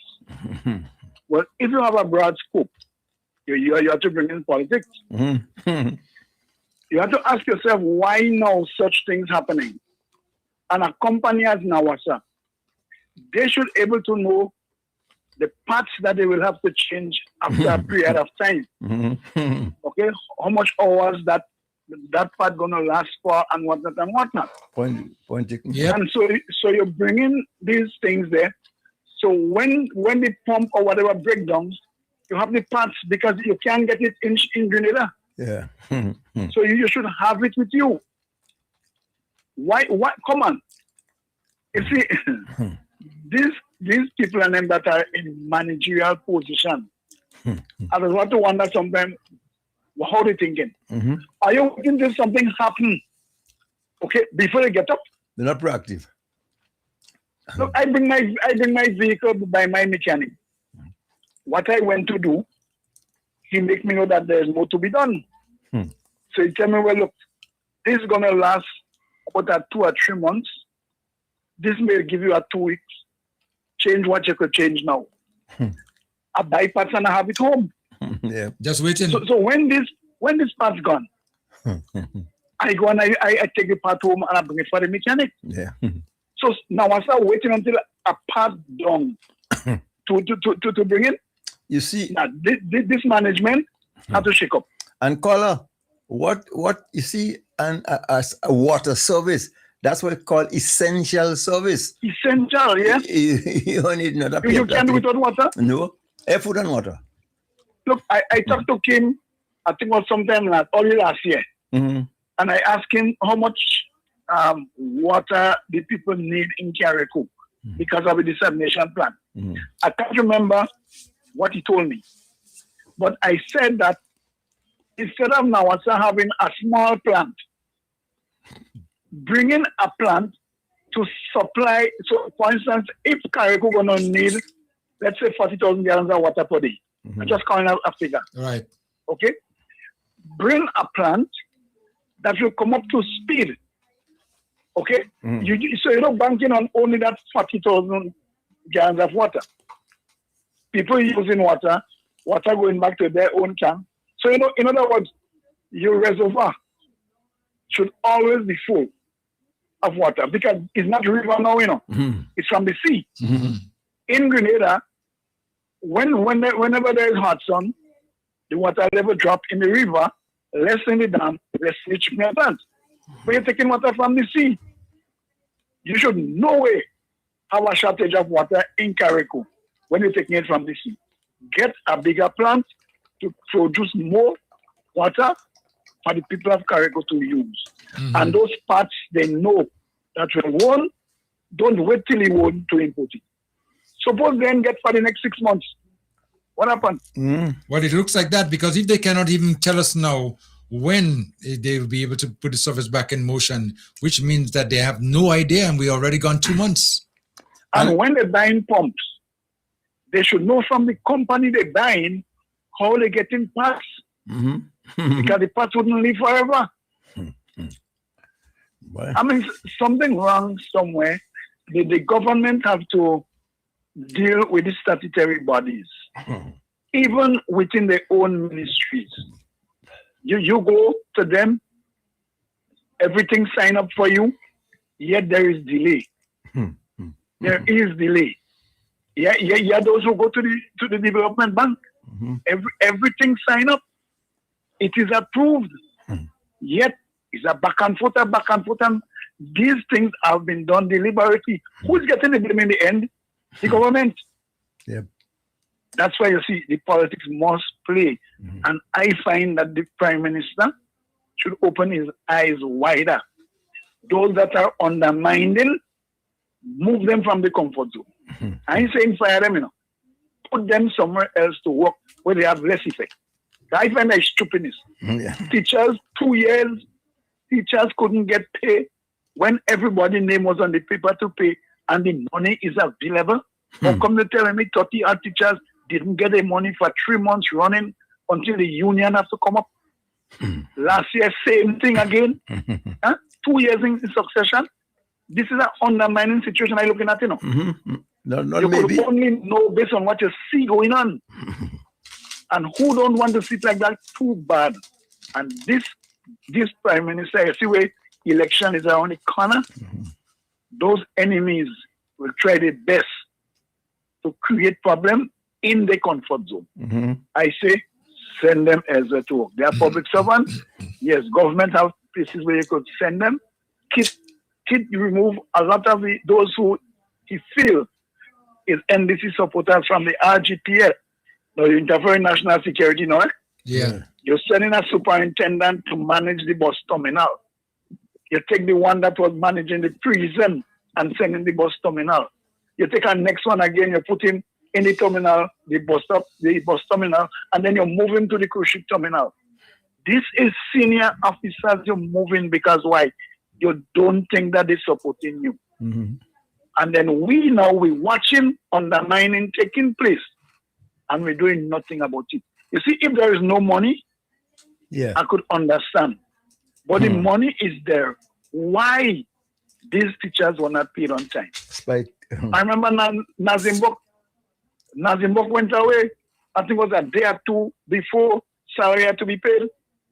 They never pay salary. Pressure by the government. Nazim come back yesterday, 2 days salary pay. Where the money come out? Yeah. These things are undermining, and I find the NDC here hard. They do not want to listen. They don't want to listen. Election is close. Look out, you will see more undermining taking place. They will get the blame, so the people will lose confidence in them. Thank you very much for your time. Okay, thank you so much. Okay. Wow. 4430101 and 4581914. Water. Somebody just mentioned to me that you remember when right after the burial we had this Samaritan purse here? Yeah. With the little plant? Yes. And they say if we had kept that plant, we might have been able to ease up the stress of water. Yeah, well, that was a discussion too at the time, but we were told that we couldn't really purchase it, or they couldn't. But I don't think there's much of purchasing. No, they couldn't leave it. But came same point I'm making. That's Samaritan's Purse distillery. That wouldn't last once in Carriacou because they would leave it and forget it. Maintenance again, man. Yeah, okay. Vibes FM. If you can maintain. Vibes FM caller. Yeah, good afternoon. Yes. We're speaking about the water problem in Carriacou. Yeah. With NAWASA. But And some people suggest that go to Aruba, but Barbados using the same water and they doesn't have problems. So we could go to Barbados instead of going to Aruba. Yeah. But no, but I think Aruba's supply is just excellent. So having been to two places, I would give Aruba supply the edge. Yes. What? So, but now is a plague. Yes. Yep. If rain fall in Grenada and you get in and water come, the water dirty as mud. Why now I can fix that problem and they're so long they're in services and that ain't stopping. So now is not capable of doing things right at the right time. Okay, have a good day. Okay, thank you so much. Yeah, but a caller just mentioned to me again, saying that why are we not hearing from Nawasa themselves? They should come out and make a statement. It's about time. Because the system has been done almost 2 months. And you're not hearing nothing from them officially. All they know you ain't getting water. And when you speak to the employees, they say, listen, the plant not operating. And they're trying to do this and trying to do that. But they owe us to come out and do an explanation. And let us know exactly what is happening, because otherwise than that, we are just speculating and looking for answers and we don't even know what the problem is. Vibes FM, caller, come in. Good afternoon. Yes, good afternoon, yes. Good afternoon to your panel there. Afternoon. Okay. Kim, before Nawasa, right? Nawasa was nowhere wrong. What we used to be doing, we used to catching water in our cistern. We have bowl pipes all over the place. Nawasa come, Nawasa take out all them bowl pipes. Nawasa take control of the water. Now we having problem with Nawasa. Nawasa haven't given us no water for the past 2 months. But do you know, Nawasa charge you for the meter if you know you don't get no water? Yeah, that's true. Yeah, I know that. Yeah, you're still getting charged for the meter. Thank you. Yes. They charge you for the meter and you have no water. But again, yes, we have a problem with water in Carriacou. But at the same time, we have a gentleman, right, in Carriacou there in first, we call Mr. Guadeloupe. He sell water. Yeah. He do water for 15 cents a gallon, and I haven't heard nobody on the panel talk about Bowley Springs. Bowley Springs have the #1 bottled water in the Tri-Island state right now. Okay. Nobody mentioned Bowley Springs. We have Guadeloupe, Mr. Guadeloupe, right on the corner there. Selling water. Now I started selling water too, ain't it? Yeah. 15 cents a gallon. Nobody mentioned it. It is our own local people. But you see the problem. We're coming on water, but we have our own. Yeah, but the problem. I understand the water goes through the pipes, yes, but if you don't have the water through the pipes, sometimes trucks get the water. Yeah, but so when you don't have the water through the pipe, you get the trucks to get the water. But there's a cost. There's an additional cost. No, there's an additional cost. And some people cannot afford that. And not even that, sometimes you're trying to get the trucks to bring water to you. And they are so busy with so many commitments that it makes it difficult. That's one of the problems too. But Kim, I understand. But at the same time, remember, you haven't been getting it for 2 months. So what have we been doing? Sometimes we have to find ways of doing things. Sometimes but that's what are wrong. But if you don't have water, we have to get it, ain't it? Like some beans are cooked, we have to get it. And that's what I'm saying. Our own local people. I know, but I'm saying that people have used most of the resources have been used up because people have been getting water from some of the homes that are abandoned with big cisterns. People have been getting water from the wells, which they're using. The contractors getting water from some of the ponds that is available. And some getting from Bowley Springs as well too. So, I'm just saying. Thank you very much. If we go, but Nawasa now, we all should know Nawasa is a problem. Since Nawasa come and taking out pipe stand all over the place, we all know it's a problem long time. Pipe stand Nawasa taking out in little Carriacou, we are little bowl water Nawasa take out all that. They want to control everything, want to make a money on Carriacou people. But we have to be smarter than that. Nawasa just come here. We didn't know Nawasa. They just come here. It's a good and it's a bad. So now I have to do something and they're not saying anything. Which is very bad. And then again, we should be capitalizing on our very own. That is where I find some of us, we don't capitalize on our very own. Okay, thank you. Okay, thank you. All right, thank you so much. 443-0101, 443-0101 and 458-1914, 458-1914. As this caller mentioned, and I've been saying too, that the locals here are using up as much of the resources as possible until the problem is solved. But at some point in time now, it's coming down to where you, like we say, water more than flour now, you know, because you won't hear any talk about water before much, and you're hearing a lot about it now because why? It's prolonged for a number of weeks. Vibes FM? Okay. Right. Dr. Okay. Pett. Dr. Pett is in the house. Dr. Pett, good afternoon. How are you? Good afternoon to the panel. Afternoon. So Leo, so Kim, and Dr. Coy. Well, the lead question for you, how do we deal with the stray animals? What do you suggest? Well, stray animal is a bit difficult to deal with, taking the geographic location of Caracol. And people really lived by, a lot of people, well, in my time and your time and Kim time and Koi time, farming sheep and goat and cattle and so on. And it has remained the same thing since I was a boy. So it's very difficult to really control the stray animals here. What you have to do, you have to pong them. And even though when you pong them, you still let them go. So it's very difficult. Very, very difficult. But you then can get rid of that easily. Because they complain to us, oh, there is no grass, the dry season is hard on us. You understand?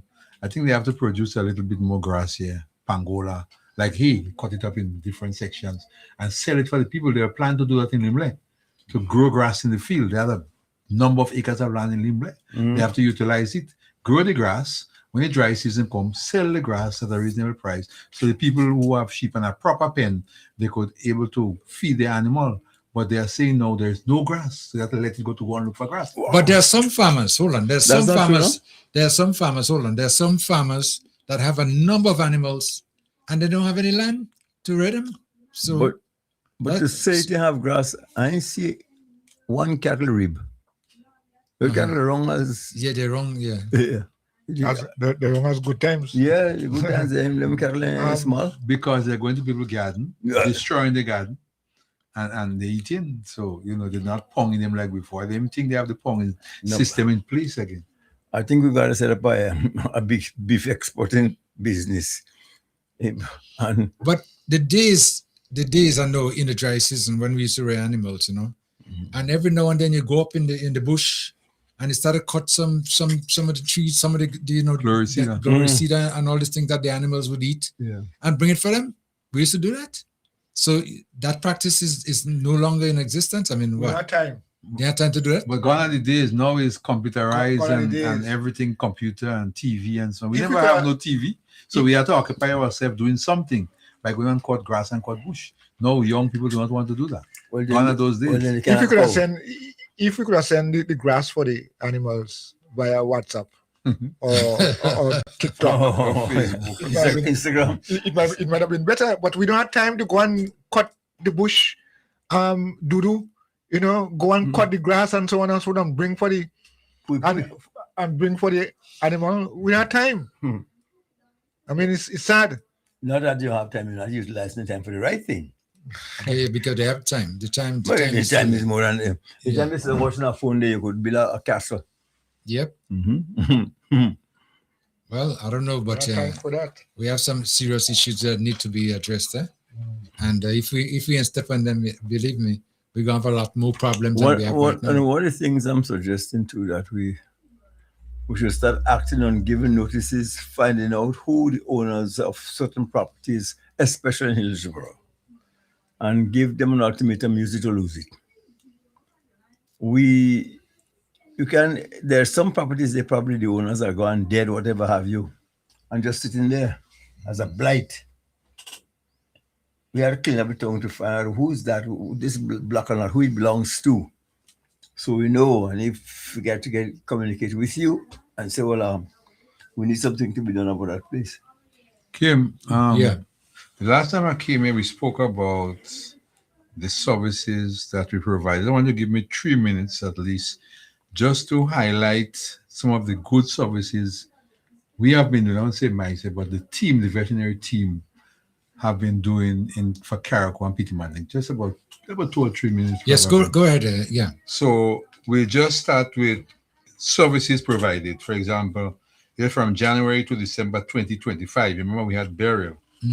The veterinary team conducted routine and emergency farm visit and provided treatment to livestock species including sheep, goat, pigs, cattle, donkeys, rabbit, and poultry. A poultry debeaking machine was sourced from the Ministry of Agriculture. They didn't have that in Carriacou. In response to long-standing farmers' requests.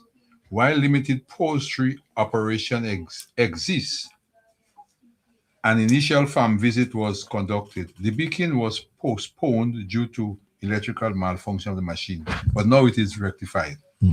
And then you have animal health overview. For example, the disease trend. You will find a noticeable decline was recorded in common conditions such as we discussed that before, nasal bot infestation, pink eyes, that is infectious keratoconjunctivitis. This improvement resulted from collaborative disease management effort between farmers and the veterinary team. And then we have new and emergency conditions, such as the following conditions were encountered during the reporting periods. For example, we had things like ruptured abdomen in sheep and goat, umbilical hernias in pigs. We have mange in pigs. We have ruptured udder, that's in sheep and goat. We have also retained placenta or afterbirth, retained afterbirth. The afterbirth, it did not come long after delivery. Then we had that of anal prolapse. We also had parasitic infestation. That includes things like Aemera strongyloides, which were on the increase for the last 2 years, but we have got it under control. We have had a reduction of that for 2025. Then we have a summary basically of the veterinary services, which includes veterinary services was delivered consistently during the quarter of 2025, despite of our island being devastated by burial. For example, we had things such as deworming of sheep, goats, pig, cattle, rabbit, and donkey. And we also had castration, primarily of pigs. And we had treatment, for example, of parasite disease, as I said, strongyloides, Aemera, and so on, coccidia. And the management of injuries such as fractures, laceration.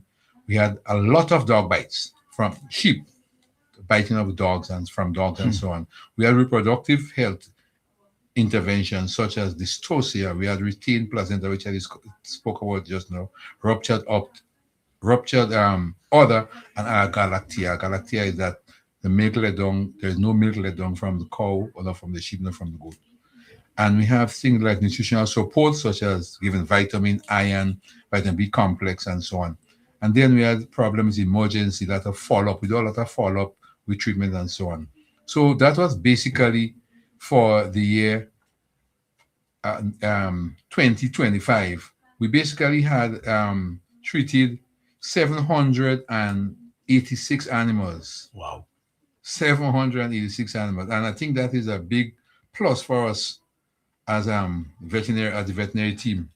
We worked very well with the farmers.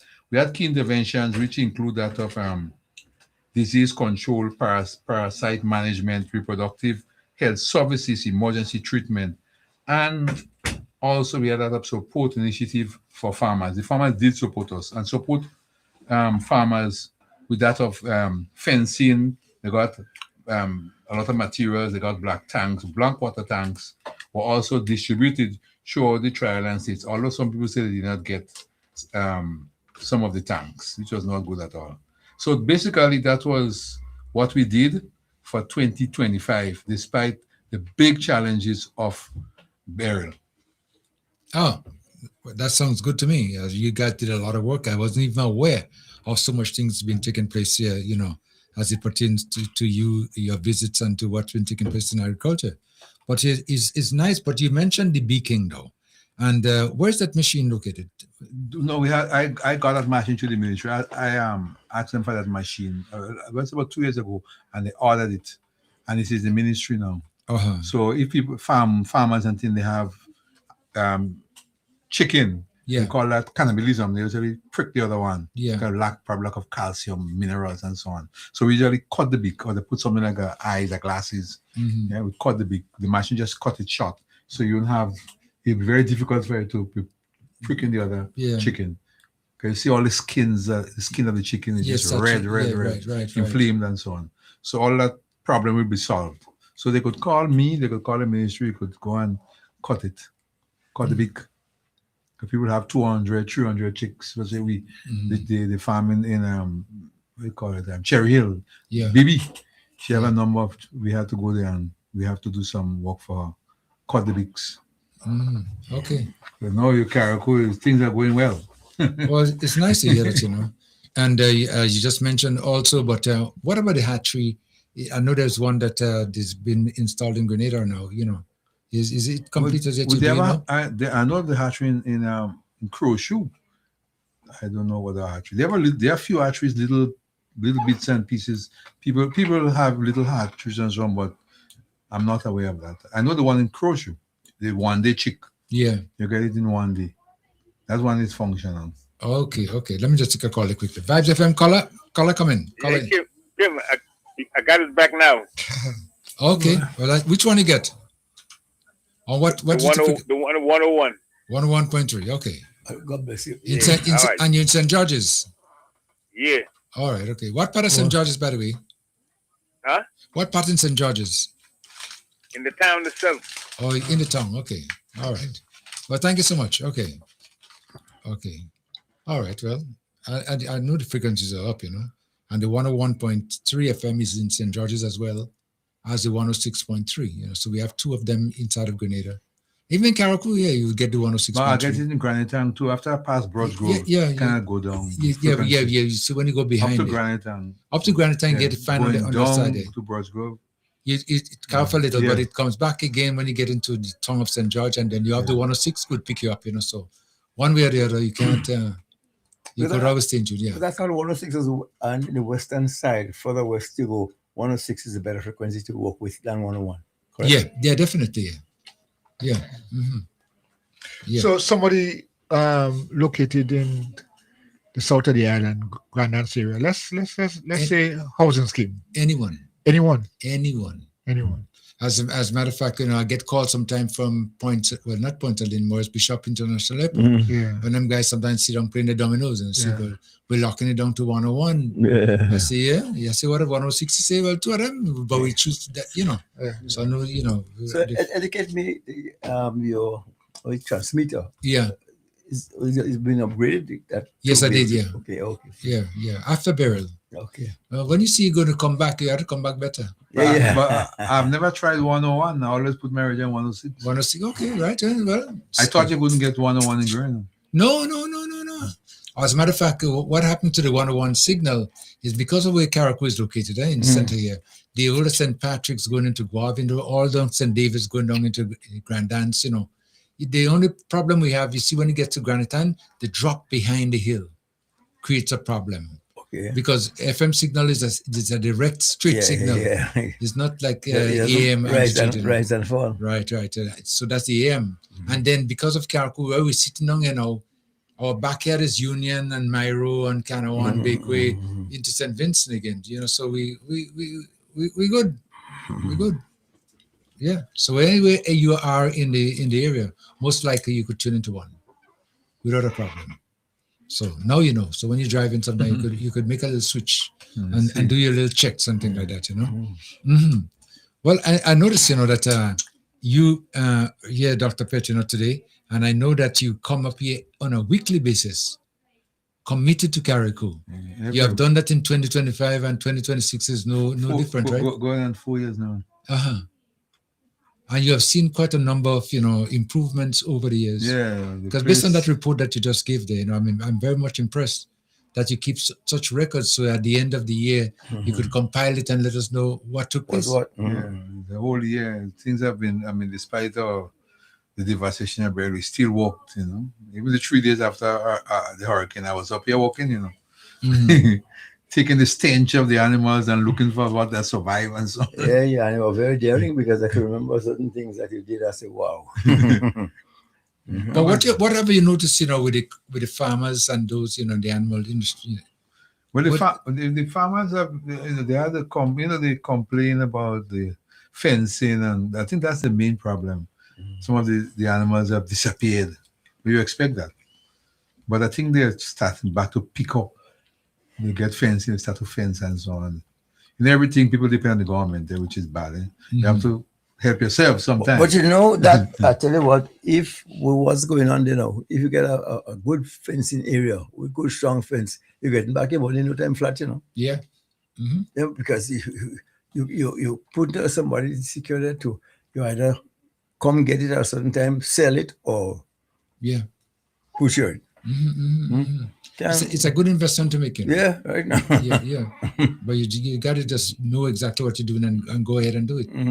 Because even sometimes you're going to do a fencing and then you possibly could maybe get a pond to come a little water, whenever rain falls, so the animals, you don't have a problem getting water to them and keep them going, especially in the dry season.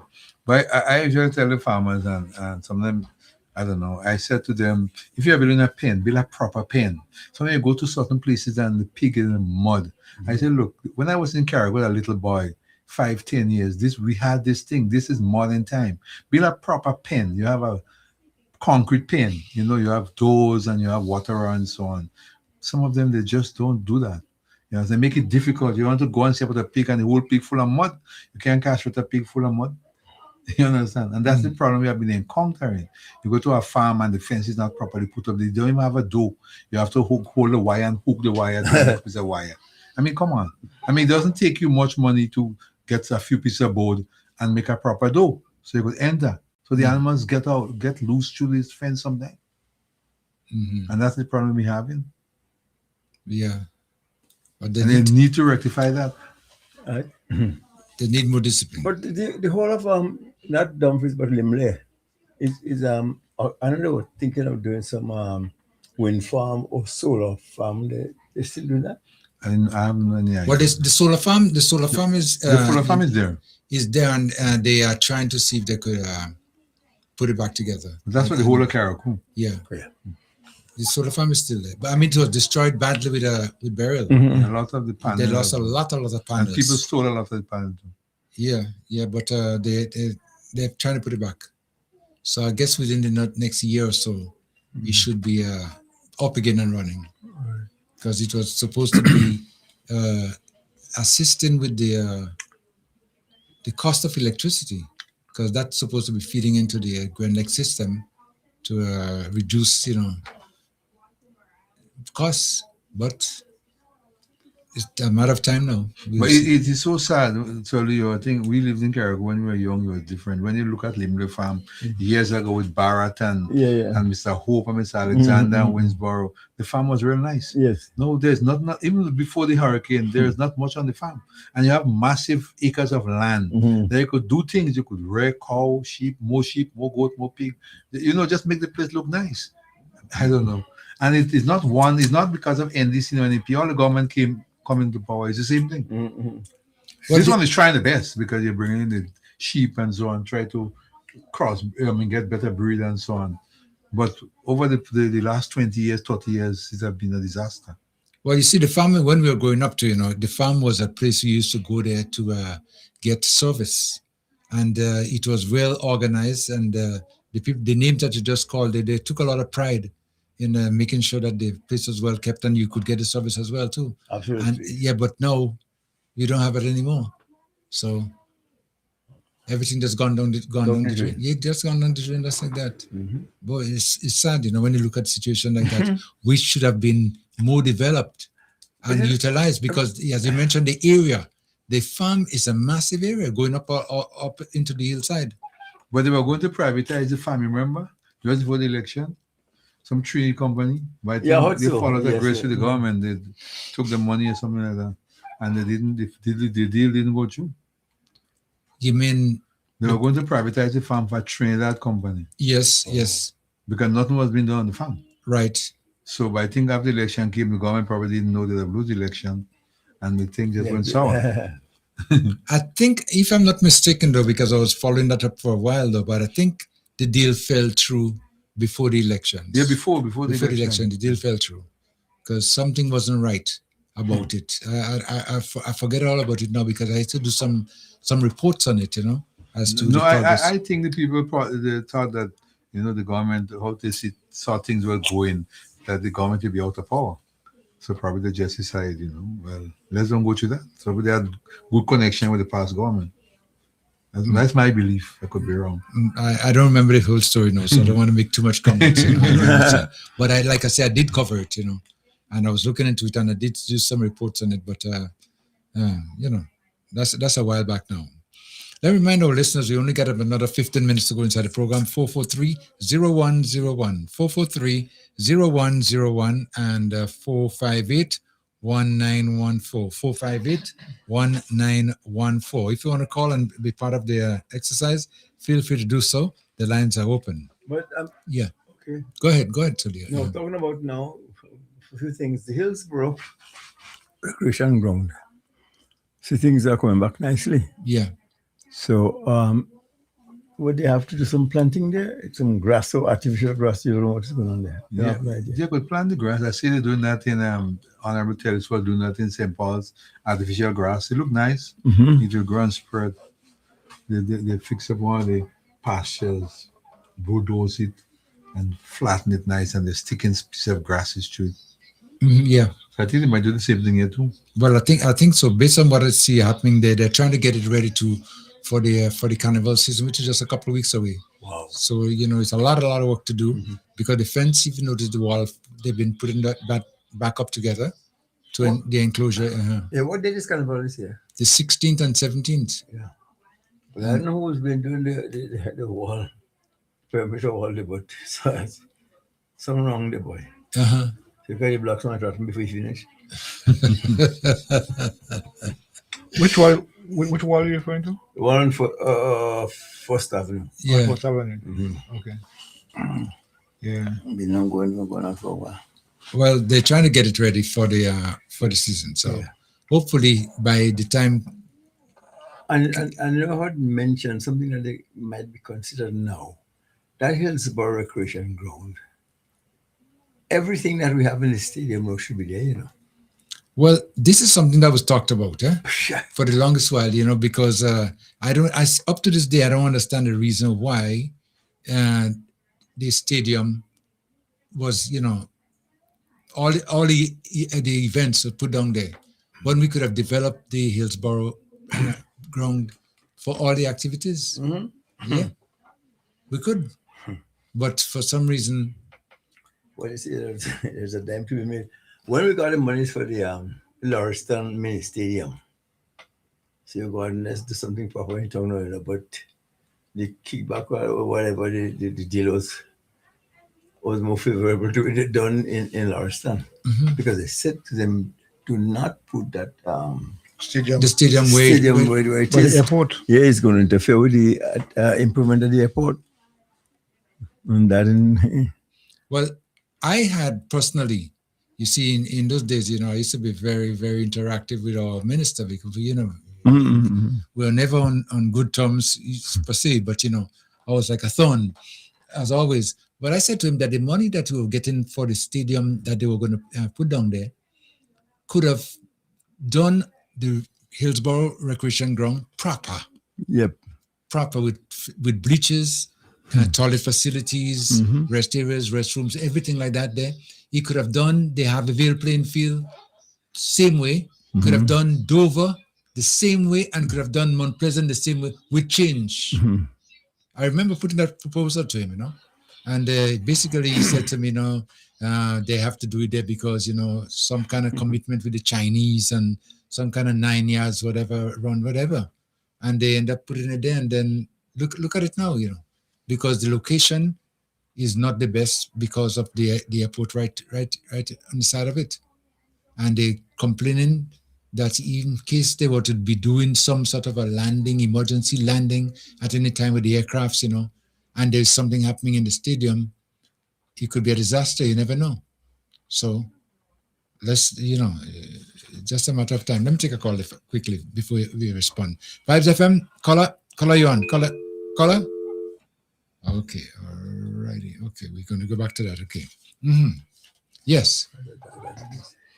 You know, one of the things I also want us to include in this package of what's not right, the animals loose, water challenges, and other things that we have mentioned. One of the complaints, I had a complaint very recently from someone who said this is to do with traffic now. Sometimes drivers complain that driving at night can be a disaster, if I should use that word. Some because of the lights. Yes, yes. Some drivers have no regards for oncoming drivers, and again, I mean, it's just a matter of being aware and understand that drivers at night need other drivers at night to be more considerate and pay attention, to ensure that little opportunities there is left for any kind of accidents. And I think that drivers ought to pay attention and look out for the other person. I think I fully endorse that Mr. Koi is saying, because I had that experience. I try not to go to Granite and I usually get a lot of emergency all over the country at night, 6 o'clock, 7 o'clock, 8 o'clock, 5 o'clock. So I try to go early. But the road in Granite, they are fixing the road. They're digging the road to run the pipe and to even make the road wider, which is good. But some of the drivers that come in, they know the road is bad, but they have the light bright. Mm-hmm. So sometimes I usually stop. I usually go very, very slow, because I don't want to get in an accident, and I allow them to pass. I will dim the light, but they will not dim. Some lights, some lights, they cannot dim. They don't dim the light. Ban them, and they could create accident because the road is bad. So you have to take your time in this. Not the narrow, but they are fixing the road. They're all full of dust, holes, because they are digging the road to sometimes to leave pipes and sometimes to even make the road wider. And they have no consideration, as I say. Boy, I just drive slow. Vibes FM caller? Hi, good evening. Yes, go ahead. Yeah. I believe that we as adults and parents have a responsibility to lead by example. Our parents bought animals for us and they gave us assignment. There was nothing like you're not going or you're not getting up in the morning to go to the garden. How many of us are doing that? Who couldn't buy boots? They gave us old shoes, so we had to go to the garden. And I believe we ought to teach our children these things. Take them with us. Because if we involve them in a meaningful way, they would learn and they would want to be a part of us. We are not going to be here forever, and we have to teach them. So I believe that instead of leaving them at home, let us talk to them, let us engage them, let us involve them so that they can make a meaningful contribution. And for those who want to stay out there and quarrel with you guys on air, tell them it's time to stop. Election is about the corner. Too wrong doesn't make a right. Do the right thing and be positive. You cannot be a public servant and be a politician at the same time. You have to give up one for the other. So if somebody did it before, what makes it right for you to do it now? Have a great day, everyone. Thank you. I look forward Thank you. to a Thank happy and meaningful independence. Keep up the culture. Okay, thank you so much. Dr. Pet, before we continue, somebody just messaged me and asked me to ask. He said that you used to visit the farmers before burial. And since burial passed, you have not visited many of the farmers, and they want to find out why you stopped doing that. Is that correct? No, that's not. I haven't stopped with the farmers. A lot of the farmers, when you call them, they either the phone had a problem, communication bad, and so on. I give them my number. I said, if you have a problem, call me. Some of them call me any time of the night, day, evening, morning, noon. I don't have a problem with that. I answer the call. If they have a problem, I try to help them. But it's wrong to say I don't visit. We don't really think like visiting the farm. I call some of the farmers, I just don't get through with them. And I go to a lot of farmers. I go to Windward. I go somewhere to Leicester. I mean, you can't visit everybody at the same time. Yeah. Because sometimes you call them and either the phone is charging or the battery not good or some kind of You get thing. no response. No response. So once I get response 2 or 3, 4 times, I will not call you again. Okay. Because apparently what they're saying is that you used to do it on a regular basis, Well, do a regular basis before burial. Before burial, yes. Yeah, before burial, but no burial. A lot of farmers do not have fencing. They do not have telephones, some of them. Uh-huh. And that's the problem. Yeah. Okay, well, maybe you could continue making the calls. Vibes FM, caller COVID, caller, you're on. Good day.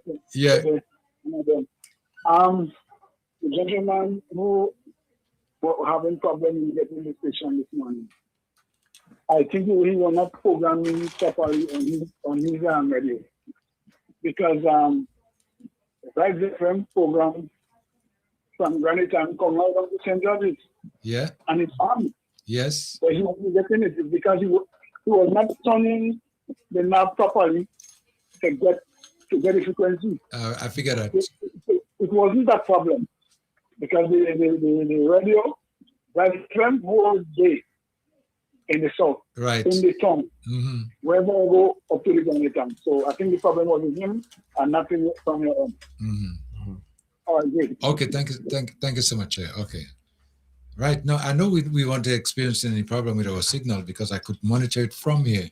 And I do that on a regular basis to make sure that we are, we cover in the areas that we're supposed to cover. So that's what I was trying. If you remember, I was trying to tell them, listen, take your time and tweak.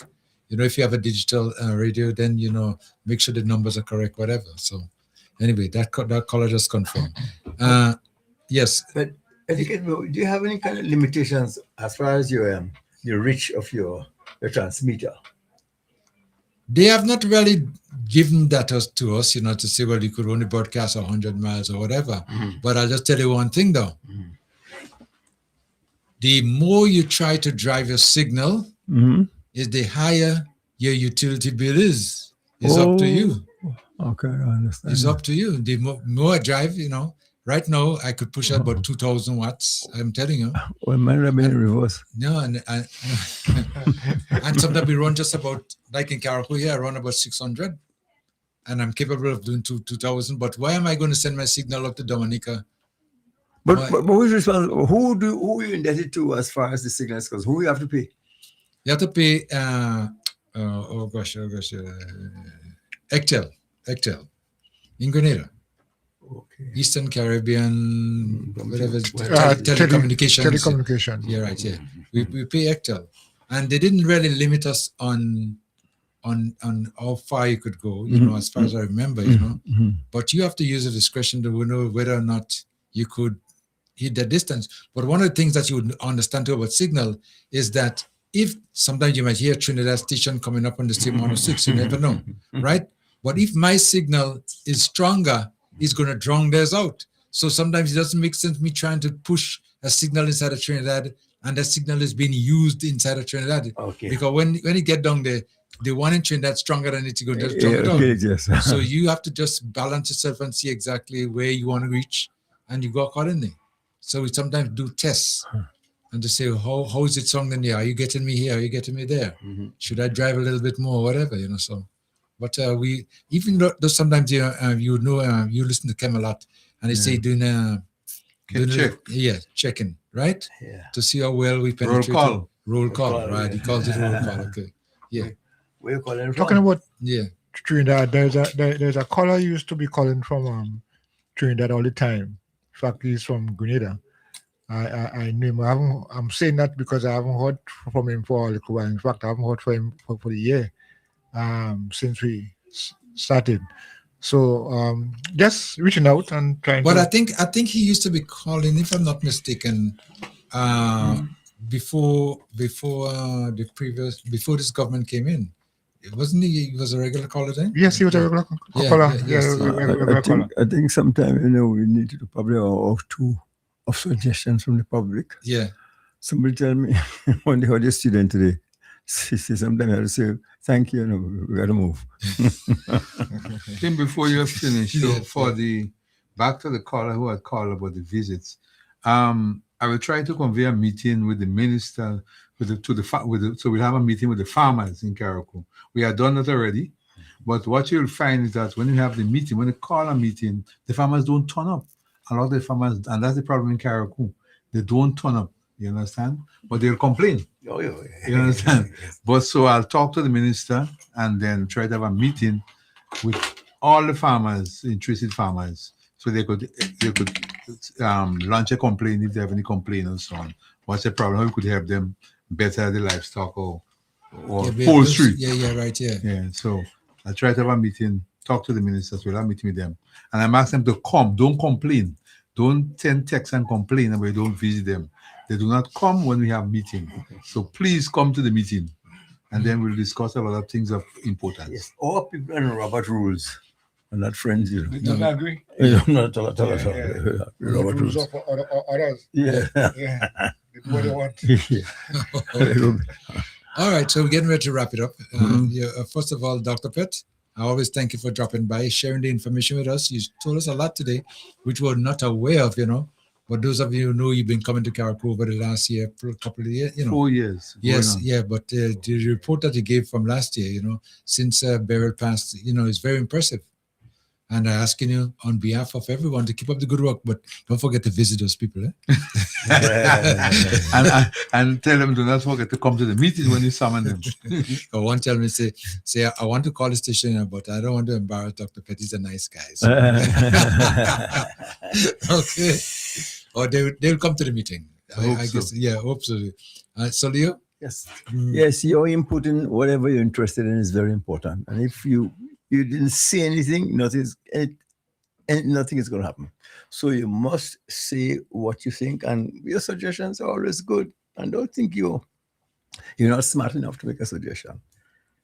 That which you think is not useful might be the most useful, and teach a lot of people something else.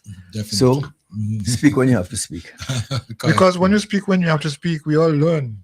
Yes, none of us know everything. We don't know everything. We know things. We know some things based on the experiences that we would have had. So the to the point that Saul is making there, let's speak, because in speaking, ideas come out. In speaking, we teach others. Let's not use it as a means of cursing people as well, but let's use it as a means to learn from and learn with each other. Because going forward requires us to stick closer together. We can't get it done if we are divided, basically. So, as we go forward until next week, God's willing, let's continue to stay close to each other, support and encourage each other. The views expressed on this program are those of the host and guests and not the views of this radio station. And that will just wrap up our program for today, right on Vibes FM. We want to thank you so much for participating, those of you who listened as well. And to remind you, Speak Out Unfiltered every Thursday, right on Vibes FM, 10 a.m. to 2 p.m. Your humble servant, yours truly, Kim the King. It's always a pleasure being with you.